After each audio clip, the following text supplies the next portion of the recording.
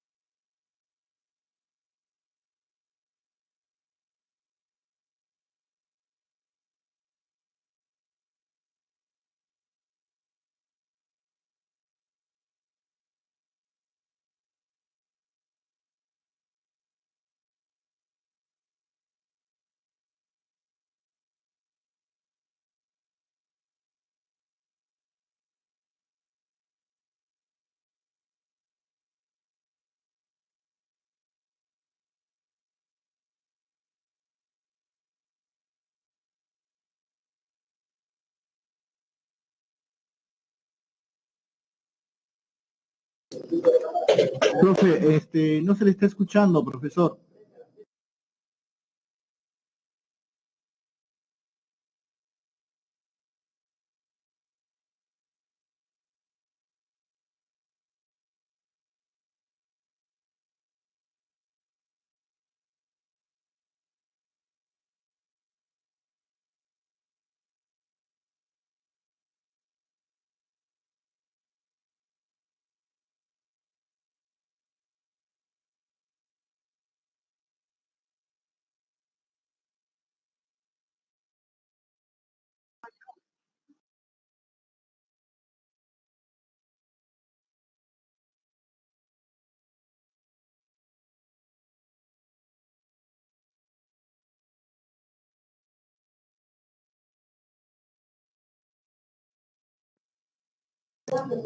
Profe, ¿podría contestar el teléfono?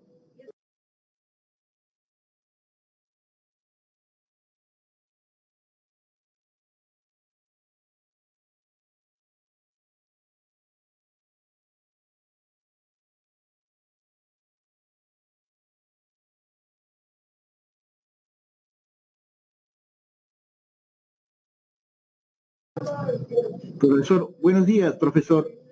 Profesor, no se le está escuchando el micro, creo que está mal conectado.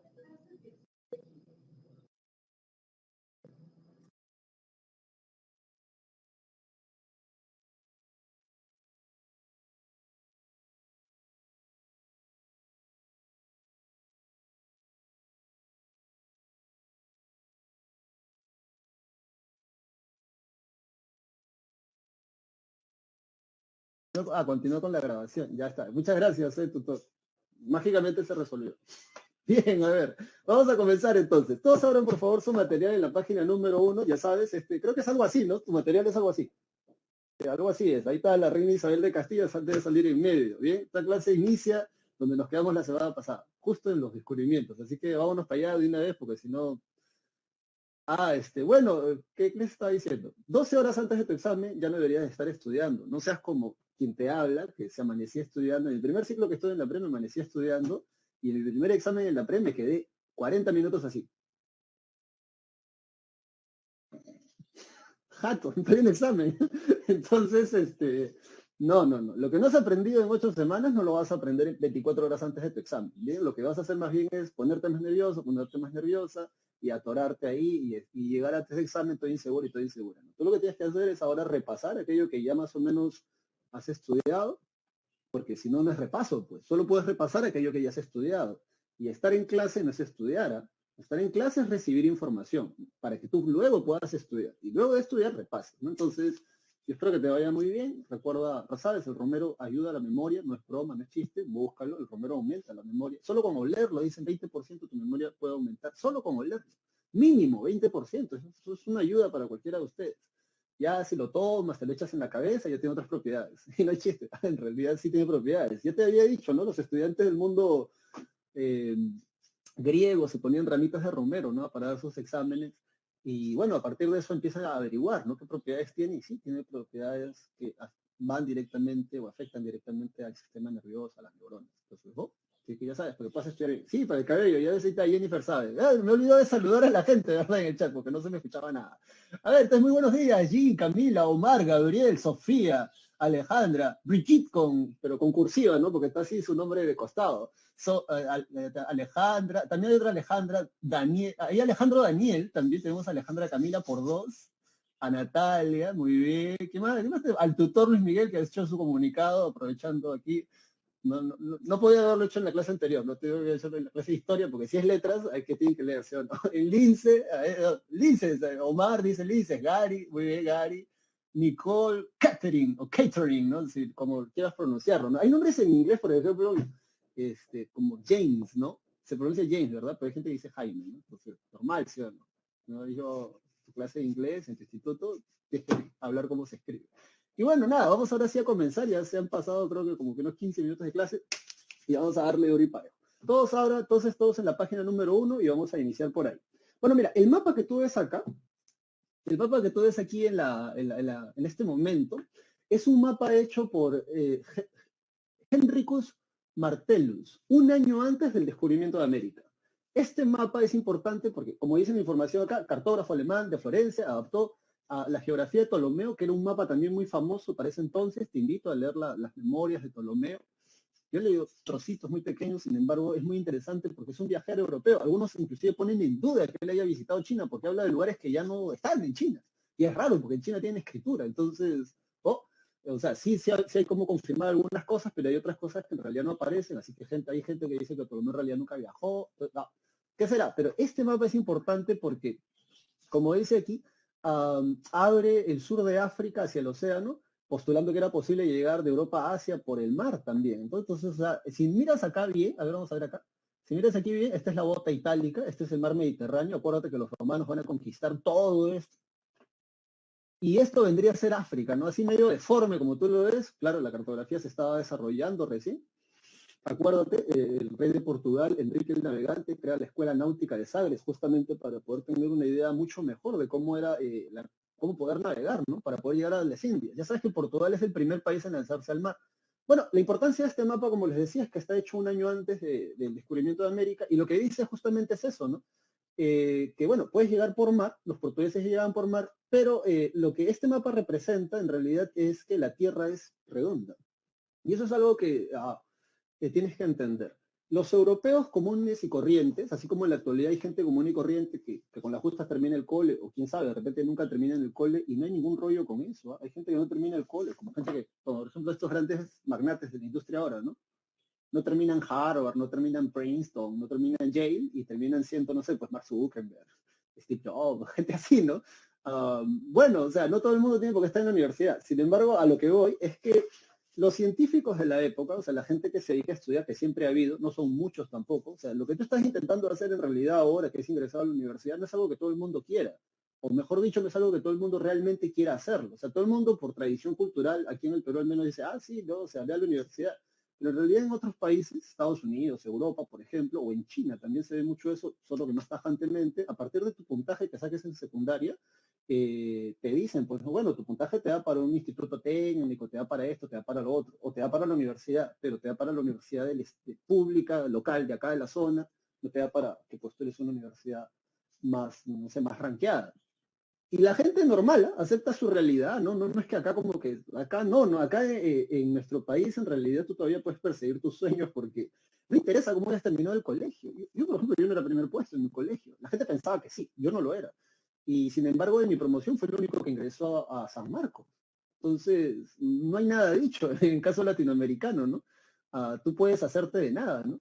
Eh, sí, sí, sí. Es como, por ejemplo, el tesorero de este grupo político que era cobrador de combi, ¿no? Y 9 años después ya era dueño de grifos, hoteles, y creo que ahora tiene acciones en una universidad privada que le quieren cerrar porque están estafando a la gente. Entonces, o sea, aquí tú puedes hacer tus sueños posibles. Por ejemplo, Perú tuvo presidente, según Gustavo Gorriti, que nació en Japón. O sea, aquí tú puedes hacer tus sueños posibles. Esta tierra es el país de la gente que puede hacer sus sueños realidad. Pero bueno, volviendo al punto, la gente en ese entonces, común y silvestre, pensaba que la tierra era así, mira, que la tierra era plana, y que más allá de los 3 continentes conocidos, que vendrían a ser, como puedes ver en el mapa también en la pantalla, África, Asia y Europa, no había nada más. Que más allá de eso había caos, habían seres sin forma, porque la Tierra es plana. Pero ya visto los terraplanistas, después dicen que el colegio no sirve para nada. La cosa es que decía que más allá de estos territorios no había nada, pues, ¿no? Y te caías. Ya, eso pensaba la gente común y silvestre, pero en realidad los científicos de la época de Cristóbal Colón, en teoría, ya sabían que la Tierra era redonda y había muchas pruebas. Por ejemplo, la Luna es redonda, el Sol es redondo, ya Galileo Galilei y Nicolás Copérnico habían dicho que no es, pues, compadre, que todo le da vueltas a la Tierra, ¿no? Sino en realidad la Tierra se mueve alrededor del Sol. Ese es el modelo heliocéntrico, ¿verdad? Y bueno, y sabían eso. Otra prueba, profesor, de que en realidad la Tierra es redonda, los eclipses. Cuando el Sol, ¿no? Hay un eclipse solar, se ve, pues, ¿no? La curvatura, ¿no? Lo redondo, ¿no? Lo circular. Y bueno, y la clásica que nos enseñan en el colegio, que es que cuando un barco se está alejando en el horizonte, el barco, si la Tierra fuera plana, siempre veríamos el barco, ¿verdad? Entonces, no, en realidad la Tierra se va así, ¿no? El barco se va como que hundiendo en el horizonte, una cosa así. Tendrías que verlo en el mar, ve a Puerto Callao y vas a ver ese final.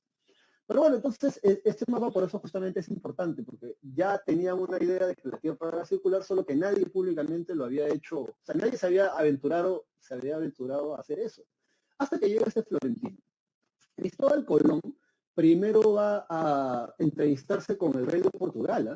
Él va a ir a Portugal en el año de 1487, 86 más o menos, presentándole este proyecto, diciéndole, Su Majestad, el rey Juan II de Portugal, mire, si le damos la vuelta al planeta Tierra, podemos llegar mucho más rápido a las Indias, ya que ustedes tienen la ruta comercial por África, ya te he explicado eso, ¿verdad? Porque todo el borde de África iban 2 años y medio, 2 años se demoraban, 2 años y medio, 2 años para regresar, son 4 o 5 años, más un año que te quedas allá comerciando porque tú compras, vendes vainas, son 6 años, ¿te imaginas, varón? Tu papá es el dueño de un negocio que vende especias, trae especias de la India, ya después de que Constantinopla ha cerrado, te casas y tu papá te dice, bueno, hijo, ya tienes que mantener a tu familia, así que van a trabajar conmigo, ¿no? Y regresas después de 6 años a ver a tu mujer, ¿no?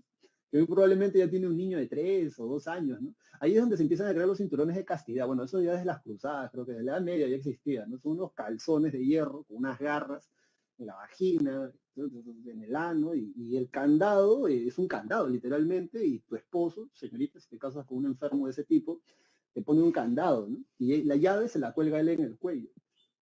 En la Edad Media hay muchas historias de que el herrero siempre hace 2 copias, ¿no? La otra copia siempre la pide el amante, dicen. Fijo, al año, a los meses viene el amante a pedir una copia y se la venden muy caro para abrir esa llave, para abrir ese candado. Pero bueno, dicho esto, el rey de Portugal lo chotea. El rey de Portugal le dice, no, loco, además, ¿quién te ha dicho que la Tierra es redonda?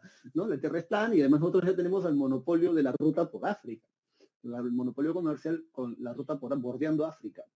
Bueno, entonces así, choteado, Cristóbal Colón se va al costado, ¿no? Que son los reyes de España, los famosos reyes católicos, Isabel de Castilla, Fernando de Aragón, pide entrevista con el rey para que me entreviste a esa reina. Parece ser que en realidad la que daba la hora, o sea, la que decía cómo se baila era la reina, ¿ya? Parece ser.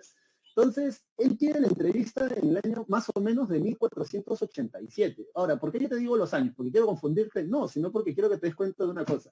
Él pide la entrevista en el año 1487 y le dan la entrevista 3 años después, en 1491. Claro, porque ¿quién es Cristóbal Colón, no? O sea, se va a entrevistar con un rey, como que tú quieras una entrevista con el presidente, una cosa así, ¿no? Por decirlo así. Entonces, 3 años después le dan una entrevista. ¿Quién lo atiende? ¿El rey? No, lo atiende la reina. Entonces, la propia reina Isabel de Castilla va a decir que lo va a ver tan convencido, lo va a ver tan apasionado con lo que decía este capitán, porque era un capitán, definitivamente almirante, que, que va a aceptar, ¿no? Él va a decir, bueno, ¿sabes qué? Está bien, vamos a financiarte, y es cierto que va a empeñar una parte de sus joyas para poder financiar la empresa, ¿no? Para financiar esta aventura. Debes de entender que son 2 carabelas y un nao. Si miras la imagen, por cierto, estas son maquetas a maquetas reales, ¿no? Reproducción a escala de los 3 barcos que va a usar Cristóbal Colón. Tú ya estás grande ya para decir 3 carabelas. No, loco, no son 3 carabelas, son 2 carabelas y un nao. Ahora, a simple vista, cualquiera de ustedes, mis estimados estudiantes, la Mariscala, no, ese es con Ramón Castillo, Jennifer.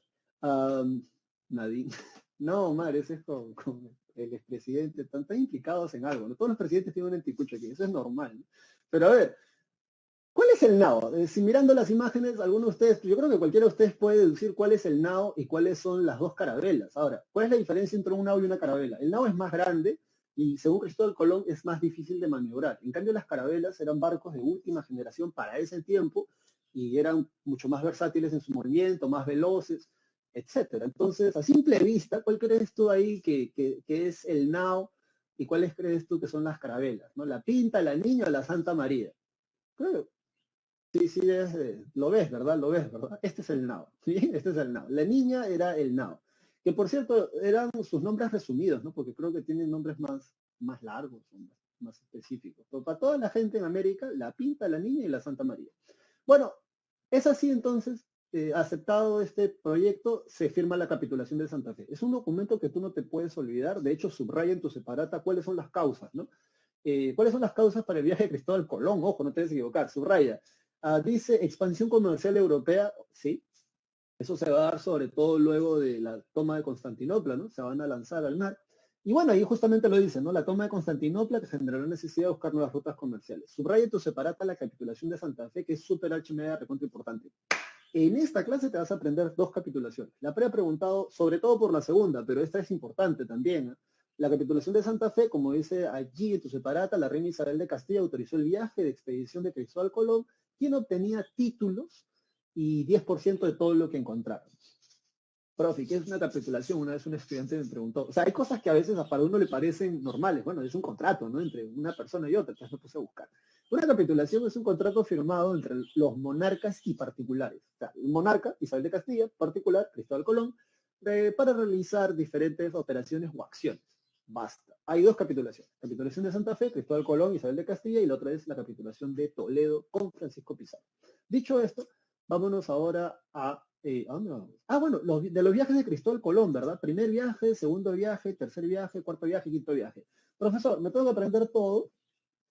A ver, lo que tienes que aprender mínimo es primero cuándo sea el primer viaje, ¿verdad? Año, ¿no? Ya, el año, ese es que es un clásico, desde el colegio me están andando con eso, ¿verdad? 1492, ¿verdad? Cristóbal Colón sale de Puerto de Palos, tiene su diario, por cierto. San Marcos, creo que el año pasado, hace un año y medio atrás, preguntó justamente lo que les dije en nuestra clase número 1 sobre fuentes históricas, ¿no? Bartolomé de las Casas transcribe una parte del diario de Cristóbal Colón, un drama. Cristóbal Colón cuando sale de España, primero tienes que entender que, a ver, o sea, hay un tipo como él sabía, estaba seguro que la Tierra era redonda. O sea, hay que tener valor en realidad para ese tipo de cosas, porque era el primero que lo quería comprobar de manera pública y era el primero que había comprometido a una monarquía para que esto se dé. O sea, si era un fracaso, de repente tal vez nadie se entera, ¿no? Pero ya, pues no, el loco se iba a lanzar. Decía que si te tirabas hacia el oeste, o sea, si, ¿no? Hacia el oeste, de tu perspectiva sería la mano, no, claro, sí, al oeste sería la mano izquierda. Eh, ibas a llegar hacia el occidente, ¿no? Ibas a llegar a las Indias en 2 meses, a diferencia de los 2 años que te demorabas yendo por la costa de África.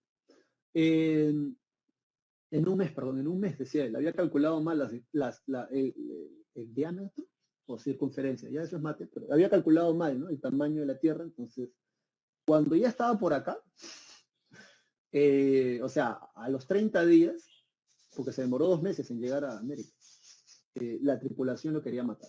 Él escribe en su diario algo así como, es la segunda vez que la tripulación trata de amotinarse. Así escribe, ¿eh? Si no me han lanzado por la borda, o sea, si no me han lanzado al mar, Cristóbal Colón escribe, es porque yo les he dicho que soy el único que conoce la ruta de cómo regresar a España. Entonces la gente no quería lanzar al capitán por eso. Sin embargo, escribe Cristóbal Colón en su diario, me he enterado que mañana se prepara otro motín. Y claro, ¿por qué se debía preparar otro motín? Porque la gente no creía en él, pues, ¿no? La gente estaba con, coño, loco, nos están llevando a la perdición, nos está llevando al fin del mundo, nos vamos a morir, maldita sea. Y entonces, Cristóbal Colón decía, no, calma, calma, ¿no? O sea, vamos a llegar, decía, pero ¿qué pasaba? Como había calculado mal el tamaño de la Tierra, ya los caballos, ya se querían comer a los caballos. O sea, y eso es importante, porque cuando tú escuches en alguna historia de estos años de la conquista, nos comimos los caballos, o en la guerra, por ejemplo, en la Primera, Segunda Guerra Mundial, Primera Guerra Mundial, en la Segunda ya no hay caballos, en la Primera Guerra Mundial nos comimos los caballos, es porque ya no había nada más que comer. O sea, ya te estás muriendo de hambre. Porque comerte un caballo en ese contexto, en esta situación, es como desarmar un auto deportivo, un auto de carrera y venderlo por partes, una vaina así, o sea, es mal usarlo. Porque el caballo realmente, no cualquiera tiene un caballo, además, ¿no? El caballo tienes que tener un criado. Si eres un noble, tienes que tener un criado para que te cuide el caballo, porque ya sabes que como tú eres noble, tus manos se te desintegran si comienzas a hacer actividades manuales. Entonces, se estaban muriendo de escarbuto. ¿Cómo, profesor? Escarbuto ya sabes que esas son esas cerillitas que te salen dentro, ¿verdad? Lo que yo no sabía era que, investigando sobre este tema, era que los marineros se llevaban mucho naranja, si no me equivoco, por lo cítrico, ya que te sale escarbuto por falta de vitamina C. Pero yo no me imagino que alguien se muera por escarbuto, que toda la boca se te llene de eso y te mueras si se está muriendo la gente. Por eso lo quería. Entonces, Cristóbal Colón, ¿cómo termina esa parte de su diario? Él dice algo así como, si mañana no tocamos tierra, yo prefiero meterme un tiro a que me lancen por la borda. Que la Virgen María se apiade de mi alma. 11.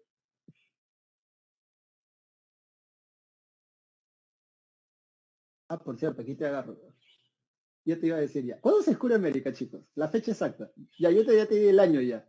1492. ¿Cuándo se descubre América? Muy bien, Omar. Esa gente está ahí, ¿no? Alfa, dice Jennifer. Que están en otra conversación ustedes, ¿no? 12 de octubre de 1492. Excelente, Renzo también, ¿no? Ahí está muy bien. Eso que te acabo de contar de que escribe Cristóbal Colón, lo escribe el 11 de octubre, un día antes. La gente se estaba muriendo. A eso de la madrugada ven ramitas y es Rodrigo de Triana, el que está en la punta del mástil de uno de los barcos, ¿no? En la punta del mástil, ya sabes, acá, o sea, qué trabajo más loco, ¿no? Que te manden arriba, tan frío, horrible, y grita, ¡tierra a la vista! Oh, la gente dio el grito en el cielo, dieron gracias a Dios, se encomendaron a la Virgen. De hecho, el mismo Cristóbal Colón, cuando llega a San Salvador, van a bautizar esta isla en las Antillas. A ver, para toda la gente, un poco de geografía. Toda esta zona de acá se le conoce como las Islas Antillas.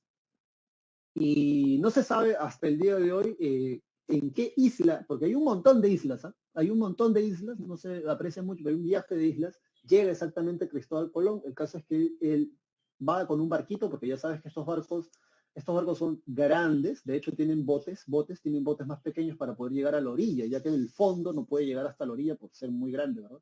Entonces Cristóbal Colón o sea, va a la playa, va hacia la arena, se arrodilla, besa la arena y le da gracias, ¿no? Entonces rebautiza la isla Guananí como San Salvador. Entonces ese es el primer viaje, ¿no?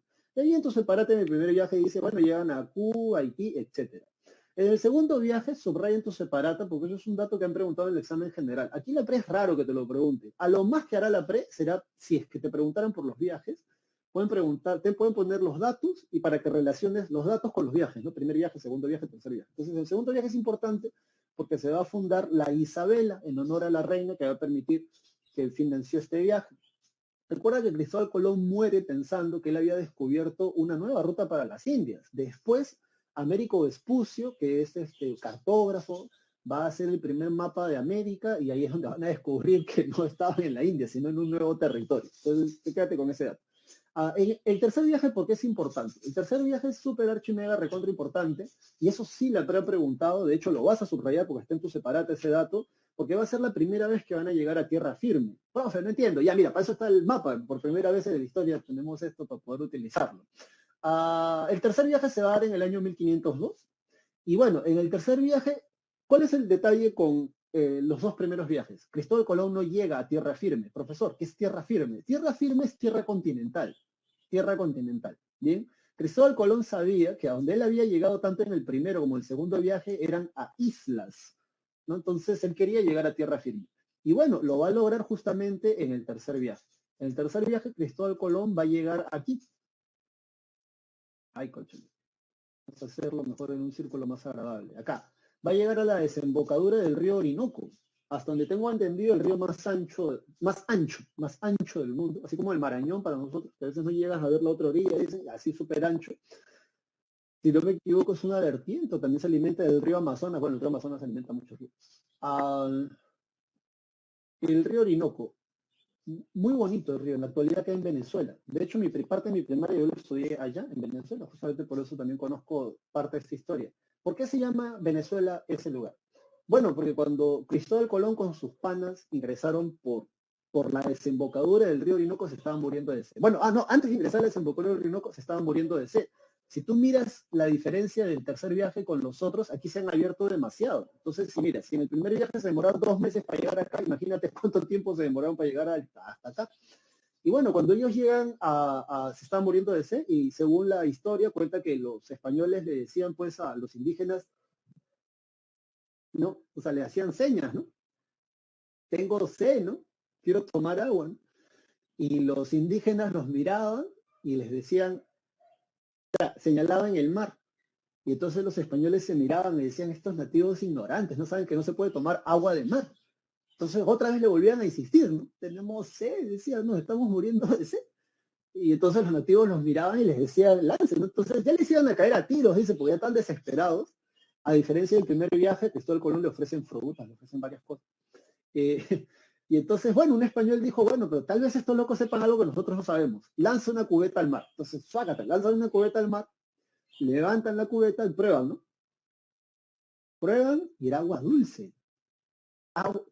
¿Qué cosa? Entonces lanzan de nuevo, güey, agua dulce. Entonces, pues si estamos en el mar, ¿no? ¿Qué cosa pasaba? Que el río Orinoco tiene un caudal tan abundante, pero tan abundante, que empuja el agua salada del mar varios kilómetros hacia adentro, y lo que está cerca de la orilla, lo que está cerca de esa zona del mar, es agua dulce en realidad. Así de caudaloso debe ser el río Orinoco. Y entonces, bueno, cuando los españoles se metieron por la desembocadura del río Orinoco, vieron palafitos. Profesor, ¿qué es un palafito? Un palafito son casas hechas sobre la ribera del río. Vamos a tratar de dibujar un palafito acá. A ver, primero vamos a ver. Esto entonces vendría a ser la ribera del río, ¿no? La orilla del río. Y bueno, un palafito, ¿cómo es? Vamos a usar, a ver, creo que aquí hay marrón. Ajá. Aquí entonces ponen columnas aquí así, ponen columnas aquí así, y luego acá hacen una plataforma. Y la casa la van a construir acá arriba. Entonces vamos a poner acá una puerta y una ventana. Ya está. Entonces, ¿cómo se llama eso? Palafito. Los españoles estaban en los botes y ellos veían que los indígenas vivían sobre la ribera del río, sobre la orilla del río, en estas casas, poniendo columnas de madera y levantando una plataforma y casas arriba. Cuando los españoles vieron eso, ellos dijeron, oh, se parece a Venecia. Sí, acuérdate, Venecia, ¿no? Hasta el día de hoy, esa ciudad, la ciudad del amor, muy romántico, Venecia, ya sabes, chica, varón, si quieres impresionar a tu pareja, llévate a la Venecia. Que el barquero, ¿no? Mientras el barquero está paseándote por las calles acuáticas de Venecia, hay un trovador con una mandolina tocando una guitarrita, entonces ahí tú estás chill con tu pareja. Y los españoles dijeron, se parece a Venecia, y es por esa razón que a esa zona le van a poner Venezuela, que significa en latín pequeña Venecia. Colombia en honor a Colón, ¿no? Entonces, sí, ya está. Entonces, la PRE se ha preguntado por el tercer viaje. ¿Por qué ha preguntado la PRE por el tercer viaje? Porque te pueden preguntar cuándo, en qué viaje Colón por primera vez toca tierra firme. Entonces, tú sin temor a equivocarte, te lanzas con esto. Vámonos ahora al cuarto viaje, dice llega a Centroamérica. ¿Por qué llegar a Centroamérica, profesor, es importante? O sea, acá va a llegar a Panamá, porque desde Panamá, recuerda, Francisco de Pizarro va a iniciar los viajes de expedición. Bueno, dicho esto, hay otra cosa que también vale la pena mencionar, que está más adelante en realidad. A ver, vamos a ver si me falta algo. Sí, luego del primer viaje de Cristóbal Colón en 1492, luego del segundo viaje, perdón, en 1493, entre España y Portugal se va a firmar un tratado nuevo que se llama el Tratado de Tordesillas para dividirse los territorios. Lo que sucede es lo siguiente. Cuando cuando se confirma que Cristóbal Colón había descubierto nuevas tierras, el rey de Portugal quiere un trozo de eso, o sea, quiere una parte de eso. Los españoles dicen, y la gente del populacho, del común y silvestre, dicen que eso Dios se lo ha regalado a los españoles en agradecimiento por haber expulsado de Europa a paganos, o sea, a los musulmanes. ¿Te acuerdas la reconquista española? 1491. Entonces el Papa Alejandro VI, y acá tú puedes ver el nombre, la bula alejandrina, la bula de Alejandro VI. Alejandro VI, bueno, dice, está bien, voy a hacer la división territorial. Y mira, Alejandro VI dice algo así, acá está de hecho, ¿no? Bueno, todo lo que queda para la derecha es para Portugal. Y todo lo que queda para la izquierda es para España. Como puedes notar, prácticamente no les tocó nada a los portugueses.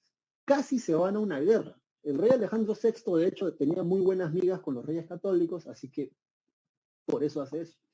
Para evitar un conflicto armado entre España y Portugal, entre esos dos monarcas van a firmar su propio tratado, conocido como el Tratado de Tordesillas. Profesor, ¿la PRE me va a preguntar esto? No, pero en el examen general creo que tú ni nacías ya, pero lo han preguntado en el examen general, así que,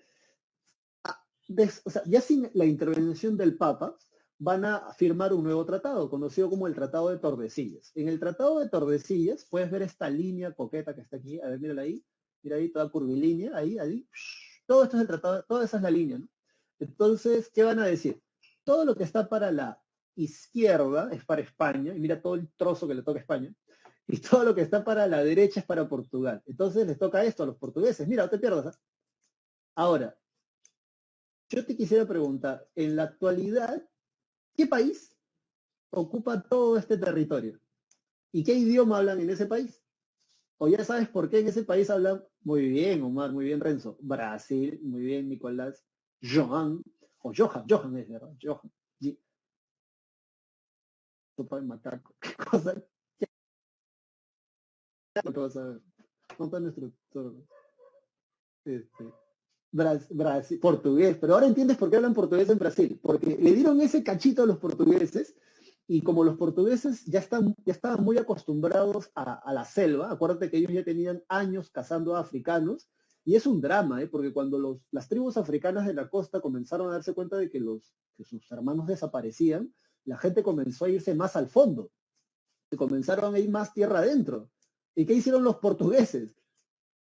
Los persiguieron. Entonces ya tenían la costumbre en realidad de ir a la selva. Por esa razón, las ciudades más bonitas que tiene ese país están en medio de la selva y son ciudades propiamente dichas. Si alguien de ustedes viene de Iquitos o viene de una zona fronteriza del Perú con Brasil, no me van a dejar mentir. Las ciudades de Perú comparadas a las de Brasil en las fronteras se quedan pues como un pueblo, ¿no?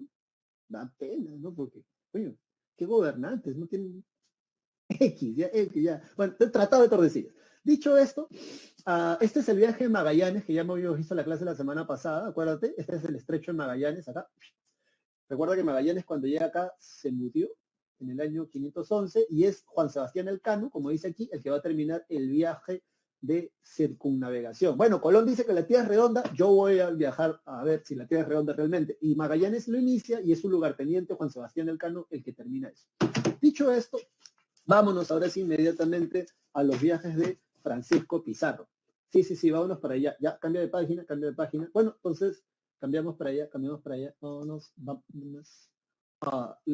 a Francisco Pizarro y su viaje. Ya, bien, ahí está.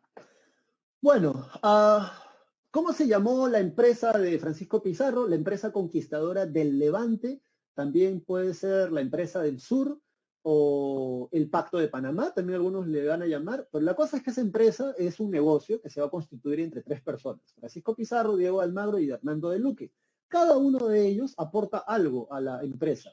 ¿Cómo, profesor? Sí, o sea, cada uno de ellos dice, bueno, yo a esta empresa voy a aportar en algo. Por ejemplo, Francisco Pizarro ya era un hombre bastante curtido en batalla, ¿no? Era un hombre, un buen espadachín, hasta donde tengo entendido. Se decía de Francisco Pizarro que de un solo movimiento de su espada podía matar a una persona. O sea, así como en Samurai X, Kenshin Himura, si mata a alguien de un solo movimiento, algo así. Y no es broma, para el tipo sí, de verdad era muy buen espadachín, Francisco Pizarro. Diego de Almagro es el tipo más bien que se encarga de la logística. ¿Cómo, profesor? Sí, o sea, si Pizarro necesita soldados, caballos, barcos, comida, pólvora, etcétera, Diego de Almagro es el tipo que sabe cómo conseguirlo. Y luego también está Hernando de Luque, que yo sé que desde el cole a ti te dicen, sí, Hernando de Luque, no la religión, los protectores y todo lo demás. Sin embargo, la investigación histórica ha demostrado que él en realidad era un testaferro. Profesor, ¿qué es un testaferro? Es alguien que pone el dinero a nombre de otro, pero de manera secreta. Porque yo te he dicho, bueno, Pizarro, estratega militar, Almagro, logística. Luque, ¿y Luque qué pone? ¿La religión? ¿Para qué sirve eso? Tú dirás, no, o sea, en realidad, Hernando de Luque pone el dinero a nombre de Gaspar Espinosa. ¿Quién es Gaspar Espinosa? Gaspar Espinosa es un noble, es un hidalgo, aristócrata. Acuérdate, aristócrata, noble, hidalgo son sinónimos. En España no le dicen nobles, le dicen hidalgos. Acuérdate de el hidalgo Don Quijote de la Mancha.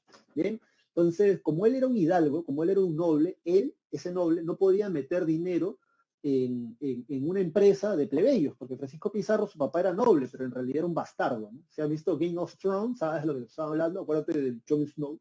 Y entonces, Diego de Almagro tampoco era un hidalgo, Diego de Almagro era un plebeyo y Hernando de Luque creo que era un sacerdote que tampoco era noble. Entonces, o sea, pucha, como no son nobles, nadie se podía enterar de que él, Gaspar de Espinosa, que sí era, ya sabes, estirado, estaba poniendo dinero ahí, entonces lo pone a través de Hernando de Luque. Y bueno, esta empresa se va a constituir en Panamá.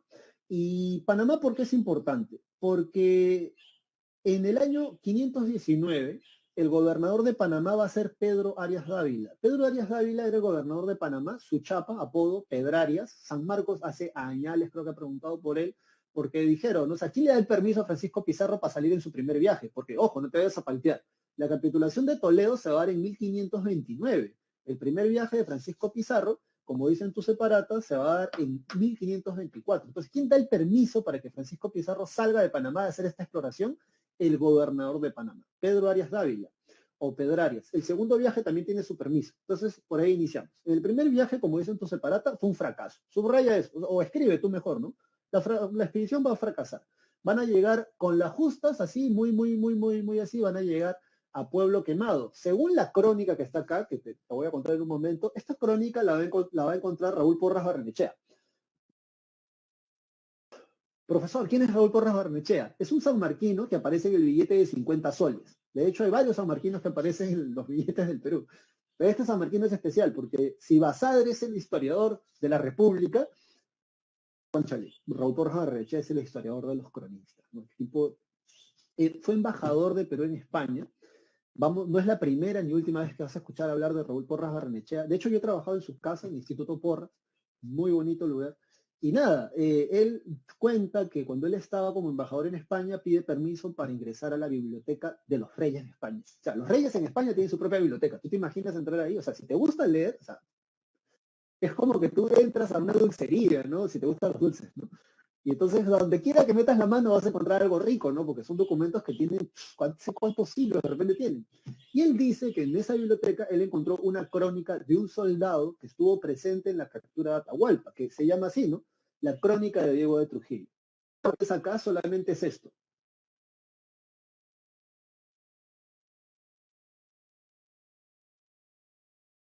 Sí, hasta acá nada más es la crónica. Porque todo lo demás son las notas de Raúl Porras Barnechea, pero son unas notas que da un gusto leerlo porque realmente el tipo es un genio. El tipo. Bueno, dicho esto, entonces en su primer viaje le fue muy mal. Ese es lo primero que tenés que acordar. ¿Ya? Si te preguntaran de algo, primer viaje, mal. Van a fundar el puerto Piñas, y luego van a fundar el Puerto Quemado. ¿Por qué? O Pueblo Quemado. ¿Por qué le van a llamar Pueblo Quemado, Puerto Piñas? Porque te cuento la historia rapidísimo, ya pues, no se me ve el tiempo. Sí, ya, de hecho, ya estamos ya con el tiempo. Francisco Pizarro dice que se estaban muriendo de hambre. Y imagínate, se estaban muriendo de hambre. Están de aquí acá, ya se estaban muriendo de hambre. Loco, ¿qué pasa? Cristóbal Colón 2 meses, se están comiendo los caballos, tú ya te estás muriendo de hambre y estás a un par de kilómetros de Panamá. El caso es que cuando llegan al pueblo, ellos dicen que ellos ven en la orilla a una tribu, a un pueblo. Entonces los españoles dijeron, bueno, harán como Cristóbal Colón, ¿no? Porque cuando Cristóbal Colón llegó a Guananí, salieron los indígenas y presentaron fruta, agua, le dieron de todo.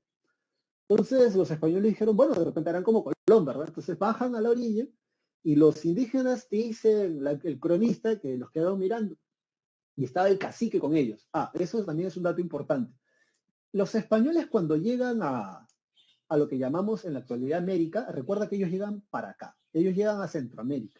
En Centroamérica, a los curacas no les dicen curacas, les dicen caciques.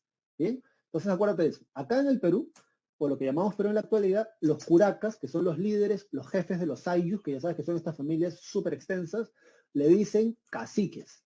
De hecho, si entre algunos de nosotros hay algún compatriota, hermano venezolano que me está escuchando, sabe lo que le estoy hablando. Tienen un ron de esa marca, hasta donde sé también. Entonces, profe, ¿por qué ese dato es importante? Porque cuando los españoles funden el virreinato, el nombre oficial ya no va a ser curaca, el nombre va a ser cacique. Y ahora, ¿por qué le llaman a nuestros curacas caciques? Porque desde Centroamérica así se les llama. Bien, entonces, es un dato que vale la pena que recuerdes, ¿ya? Porque sí, después en el virreinato le van a llamar caciques en los documentos, ¿no? Pero tú ya sabes que son curacas. Bueno, dicho esto, entonces, ven al cacique, están los españoles ahí, y cuando ya estaban bastante cerca, el cacique, bautizado luego como el cacique de las piedras, va a lanzar un grito, ¡ah! Y dice el cronista que todos los indígenas, junto con su cacique, agarraron piedras y palos de donde estaban ahí y comenzaron a lanzárselos a los españoles, así como si fuera mismo una mecha de barrio así. Y entonces, entre pandillas, y entonces una de esas piedras le mocha un ojo a Diego de Almagro, el viejo, porque también está el mozo, que es su hijo mestizo. Le mocha un ojo, y ¿qué cosas hacen los españoles que ya se estaban muriendo de hambre? En venganza queman todo el pueblo y fundan Pueblo Quemado. Y al cacique lo bautizan como el cacique de las piedras. Entonces acuérdate, ¿dónde Almagro perdió un ojo? Ahí, en el primer viaje, junto con Francisco Pizarro. Bueno, derrotados se van por el segundo viaje. Pizarro sabía que más al sur debería de haber un imperio tan rico como el imperio azteca. Recuerda que el imperio azteca, descubierto por Hernán Cortés en 1519, va a llegar a su fin en 1521, cuando van a capturar a Montezuma y le van a dar vuelta. Tenochtitlán, ¿no? O sea, esa es otra historia. Por eso los mexicanos, algún día tú tienes la oportunidad de conversar con un hermano mexicano, cuando ellos se escuchan, ¿tú eres peruano? Sí, yo soy peruano. Y entonces, ¿y tú eres mexicano? Entonces nos emocionamos mucho porque tenemos una tradición histórica que viene desde la conquista y más atrás todavía, porque el mundo azteca es para nosotros los incas. Wari, salvando las distancias obviamente, para ellos vendrían a ser algo así como que los mayas, ¿no? De hecho sabemos que se llaman mayas por los aztecas, porque cuando los españoles llegan, los aztecas le preguntan, pues no, a los aztecas, ¿ustedes construyeron estas ciudades? Y los aztecas dicen, no, eso no fuimos nosotros, eso fueron los mayas, que ya no viven, ya se desaparecieron hace mucho tiempo. Tenochtitlán era una ciudad hecha sobre un lago. Una cosa así alucinante. Nunca en su vida los españoles habían visto eso, como tampoco vieron el Cusco, ¿no? El Cusco está de oro, con plata, es una cosa así espectacular. Pero bueno, entonces se arma el segundo viaje. Pizarro tenía la volada, algunos dicen desde Venezuela, otros dicen desde Argentina, de que más al sur de Panamá había otro rico imperio como el Azteca. Entonces él se manda, tenía que confirmar la existencia. Ya le había pasado la voz a mucha gente y se inicia el segundo viaje. Subraya en tu separata, y eso es un dato que sí, la Perú lo ha preguntado, es un dato muy pequeño, pero es válido, que en el segundo viaje se confirma la existencia del Tahuantinsuyo. Cuando los españoles llegan a la zona de acá, a ver, menos mal que tenemos ahora sí buenas imágenes, cuando llegan aquí, sí, cuando llegan acá, ellos van a interceptar una, no, perdón, más atrás. Cuando ellos llegan aquí, ellos van a interceptar una balsa chinchana. ¿Te acuerdas de la cultura chincha, navegantes? ¿Te acuerdas que se llevaron a Tupac Yupanqui, a Oceanía, supuestamente? Bueno, interceptan una balsa chinchana y confirman la existencia del Tahuantinsuyo. Ellos le van a decir, sí, más al sur hay un gran gobernante. Y bueno, Francisco Pizarro para esto tiene el incidente de los 13 del Gallo. De hecho, aquí está, si no me equivoco. ¿Dónde está? No está señalado. Acá está. El incidente de la isla de los 13 del Gallo, ¿no? ¿Qué cosa sucedía? El segundo viaje también se hizo con permiso de Pedro Arias Dávila. El detalle está en que mientras que Pizarro estaba, la U versus Alianza, mientras que Pizarro estaba allí en ese segundo viaje, el gobernador de Panamá se muere, Pedro Arias muere, entonces pone un nuevo gobernador. Este nuevo gobernador sabía que si Pizarro y su gente descubrían otro imperio, a él no le iba a tocar nada, porque él no había hecho tratos con Pizarro, sino el gobernador anterior, que ya se murió. Entonces lo que él hace es mandar a Juan Tafur. Juan Tafur es el enviado de este nuevo gobernador y él, Juan Tafur, es el que le va a decir a Pizarro y a sus patas, loco, el nuevo gobernador dice que se devuelvan. Y entonces Pizarro no puede devolverse porque eran como que 60 puntas cada uno con sus criados o esclavos y no podía devolverse porque ya le había pasado la voz a mucha gente de que muy probablemente más al sur hay otro imperio tan rico como el imperio azteca. Acuérdate que todavía no interceptan la balsa, ¿no? Entonces, mucha gente dice, bueno, es que no vamos a desobedecer al gobernador y deciden que quieren devolverse. Entonces es en ese momento donde Francisco Pizarro, ya sabes, un tipo bastante genial, saca su espada y traza una línea en la arena, ¿no? Una línea, en teoría, paralela, pues, ¿no? Al Ecuador, ¿no? O sea, traza una línea, ¿no? Entonces dice así, por este lado se va a Panamá, o sea, hacia el norte, ¿no? A ser pobres. Por este otro, a Perú, a ser ricos. Escoge el que fuere buen castellano, lo que más bien le tuviere. Y mira, recuerda que la historia la hace la gente que se anima a equivocarse. Recuerda que los ganadores son aquellas personas que también están dispuestos a perder. Por eso tú, mal que bien, que estás postulando a San Marcos, tienes que entender que se necesita valor. Y al margen de tu situación actual, siéntete bien, porque estás en una situación que no todo el mundo quiere seguir. Tal vez este es tu segundo intento, tal vez este es tu primer intento, o quién sabe, tal vez es tu 14º intento. El punto es que solo aquellos que se atreven a perder, solo aquellos que se atreven a fallar, son los que tienen derecho a ganar en esta vida. Así que tú no tengas temor justamente en hacer estas cosas que a ti te apasionan, como por ejemplo tratar de ingresar a la universidad. Francisco Pizarro se va a lanzar con este discurso, un momento de silencio, porque si nadie lo acompaña lo van a meter preso. Y en eso se escuchan las botas en la arena, ¿no? 13 personas cruzan hacia el lado de Pizarro. La historia se ha encargado de hacer la biografía de cada uno de ellos porque realmente se necesitan cojones para poder aventurarse esto. Los tipos van a cruzar para el lado de Pizarro y luego confirman la existencia del Tahuantinsuyo. Cuando confirma la existencia del Tahuantinsuyo, Pizarro deja gente en Tumbes, o muy cerca en todo caso a Tumbes, y él, ni corto ni perezoso, se quita a Panamá, y de Panamá se va a ir directamente hacia España. En España, él va a conseguir lo que se conoce como la capitulación de Toledo. Te la aprendes, ¿verdad? De memoria, sí, sí. Esto que tú ves acá son los datos exactos de lo que se va a conseguir. Yo lo voy a leer brevemente, así que presta atención. La capitulación de Toledo, firmada el 26 de julio de 1529 entre la reina consorte Isabel de Portugal, en representación de Carlos I de España, y Francisco Pizarro, significó la autorización oficial para la conquista del Tahuantinsuyo. Entonces, ¿qué fue? ¿Invasión o conquista? A ver, ¿qué dice el documento? En este contrato a Francisco Pizarro se le otorgan títulos de gobernador de Nueva Castilla. Ese es el primer título que le dan. Y ten cuidado, porque por cada título le van a dar plata. El primer título que consigue Pizarro, porque ojo, Almagro y Hernando de Luque se van a quedar aquí en América. Pizarro es el único que se vuelve a España. Entonces consigue título de gobernador de Nueva Castilla, capitán general, alguacil mayor, título de adelantado que le permite, si no me equivoco, reclamar tierras en nombre de los reyes de España, y la potestad de repartir encomiendas. O sea, lo máximo. Además de un sueldo anual de 725.000 maravedíes, que son unas monedas de oro así bien chingonas. ¿Y qué le toca al Magro? Mira, porque este es el germen para el origen de la guerra de los conquistadores. Así que no, presta atención. Al Magro, ¿qué le toca? Le dan título de hidalgo. Profe, ¿qué significa eso? O sea, lo vuelven noble. Al Magro era plebeyo y le van a decir, loco, ¿sabes qué? Vamos a hacer noble. Entonces le dan título de hidalgo, lo vuelven noble y le dan la gobernación de la fortaleza de Tumbes. Yo quisiera preguntarle a la audiencia, a esa gente que estudia, esa gente que, bueno, va a un curso de números, de repente como administración, ingeniería. De hecho, nunca les he preguntado qué carrera van ustedes, pero yo me imagino que van esas carreras que no están relacionadas a letras, porque a mí siempre me lanzan talones así, ¿no? Y por tú, ¿no? Ahí anda ahí a esos cursos, ¿no? Que esa gente que no le interesan las letras, que no le interesa historia. Pero yo sé que entre algunos de ustedes debe de haber alguien que pueda contestar lo siguiente. ¿Alguna vez alguno de ustedes ha escuchado hablar sobre la fortaleza de Tumbes en historia? Gracias, Jennifer. Jennifer dice que le gusta todo. Omar también dice, todo por dos, dice. ¿No? Sí, no sé, un poco extraño. Sí. Pero, o sea, ¿alguna de ustedes? No, Renzo dice, honesto. Adrián dice, no, profesor, no. Nada, dice, no. Con una H al final, ¿no? ¿Qué es eso? Dice Cristian Mendoza, ¿no? No, no, dice Jennifer. No, entonces, claro, o sea, ¿sabes por qué no has escuchado hablar de la fortaleza de Tumbes? Porque no tiene importancia. Y eso que no tiene importancia se lo van a dar al Magro. Entonces, quédate con ese dato. ¿Qué le dan a Hernando de Luque? Mira acá.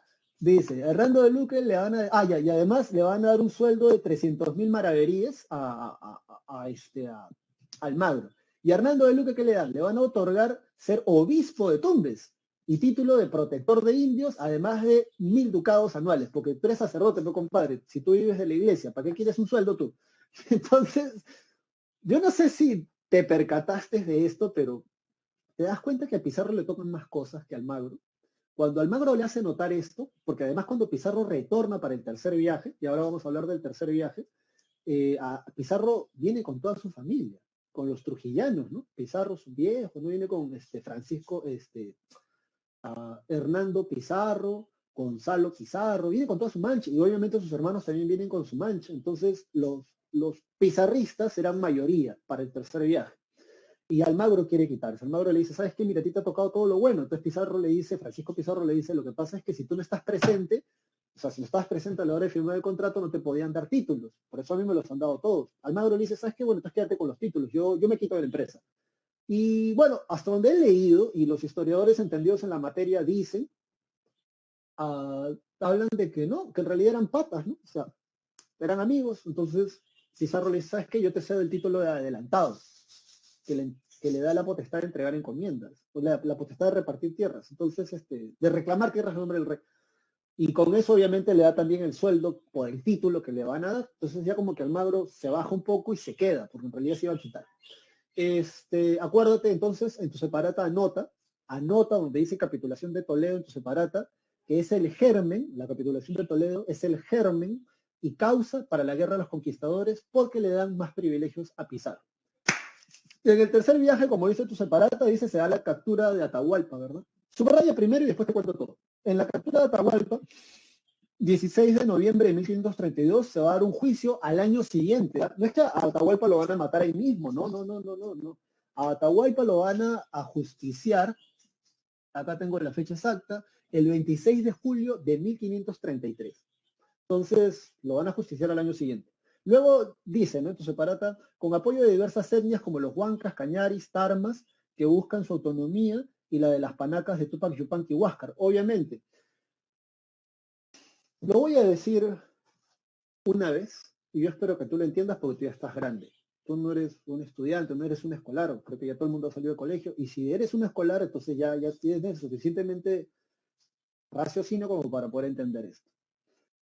Cuando tú conversas con una persona extranjera, que no es peruana, antes, no sé si hasta el día de hoy, ¿ya? Pero antes siempre decían, cuando te hablaban de los incas, y es verdad que 13 españoles conquistaron todo el Tahuantinsuyo, y entonces, ya uno que ya ha leído, uno que ha estudiado, entonces dice, ¿dónde has escuchado eso? Sí, que 13 españoles conquistaron todo el Tahuantinsuyo, porque tenían armas, tenían caballos, los perros come indios, también loco, ¿verdad? Que gracias a todo eso conquistaron los españoles a los incas. cuando en realidad, en orden de importancia, ¿cuáles son las causas que facilitan la caída del Tahuantinsuyo? En orden de importancia, porque la primera causa ya la has estudiado, y eso lo hemos visto la semana antepasada. La primera causa que facilita la caída del Tahuantinsuyo, escucha bien, es la guerra civil que hay entre Huáscar y Atahualpa.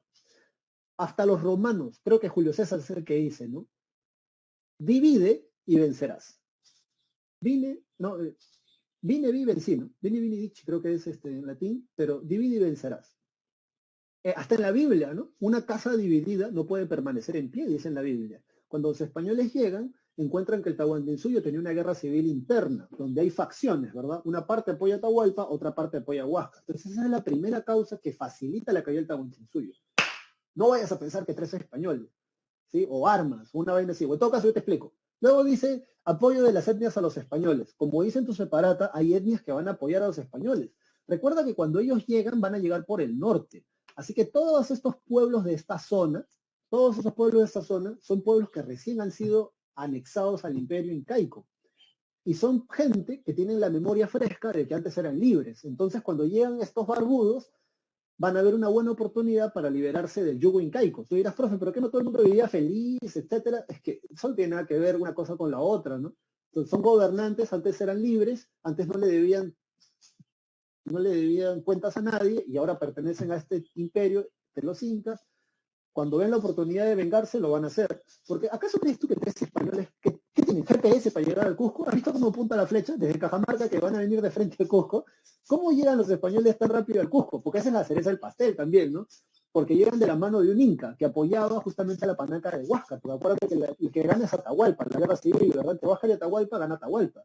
Así que la cereza del pastel es que los propios incas, en este caso la panaca de Huáscar y como dicen tu separata, la de Tupac Yupanqui, van a apoyar a los españoles para vencer a la facción de Atahualpa. Entonces, mira, tienes a los etnias rebeldes, que por cierto, si mal no recuerdo, a ver, no te asustes, voy a apagar un rato la cámara, quería mostrarte el escudo de la ciudad de Huancayo. A ver, escudo de la ciudad de Huancayo. No sé si aquí hay alguien de Huancayo.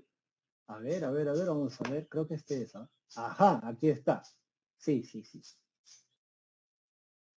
¿Qué pasó? Los picones. ¿Cómo que los picones? Enfermedades nuevas. Sí, ya eso va a venir más adelante. Yo, de Huancayo, ya está. Ya.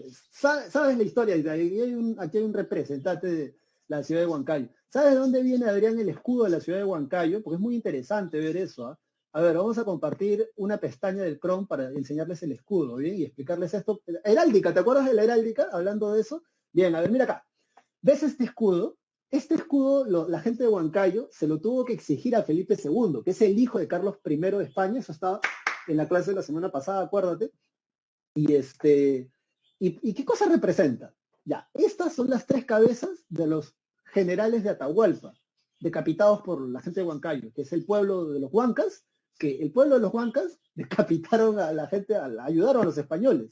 Ahora, cuando se terminó la conquista, o sea, cuando terminaron de conquistar el territorio, se querían pasar de vivos. Esta vaina de la viveza yo creo que viene desde esas tradiciones hispanas, ya esa vaina de hacerte el vivo, la viva, ¿no? Ya sabes, así como esa gente que dice, ¿no? Ya sí, yo rompo las normas, ¿no?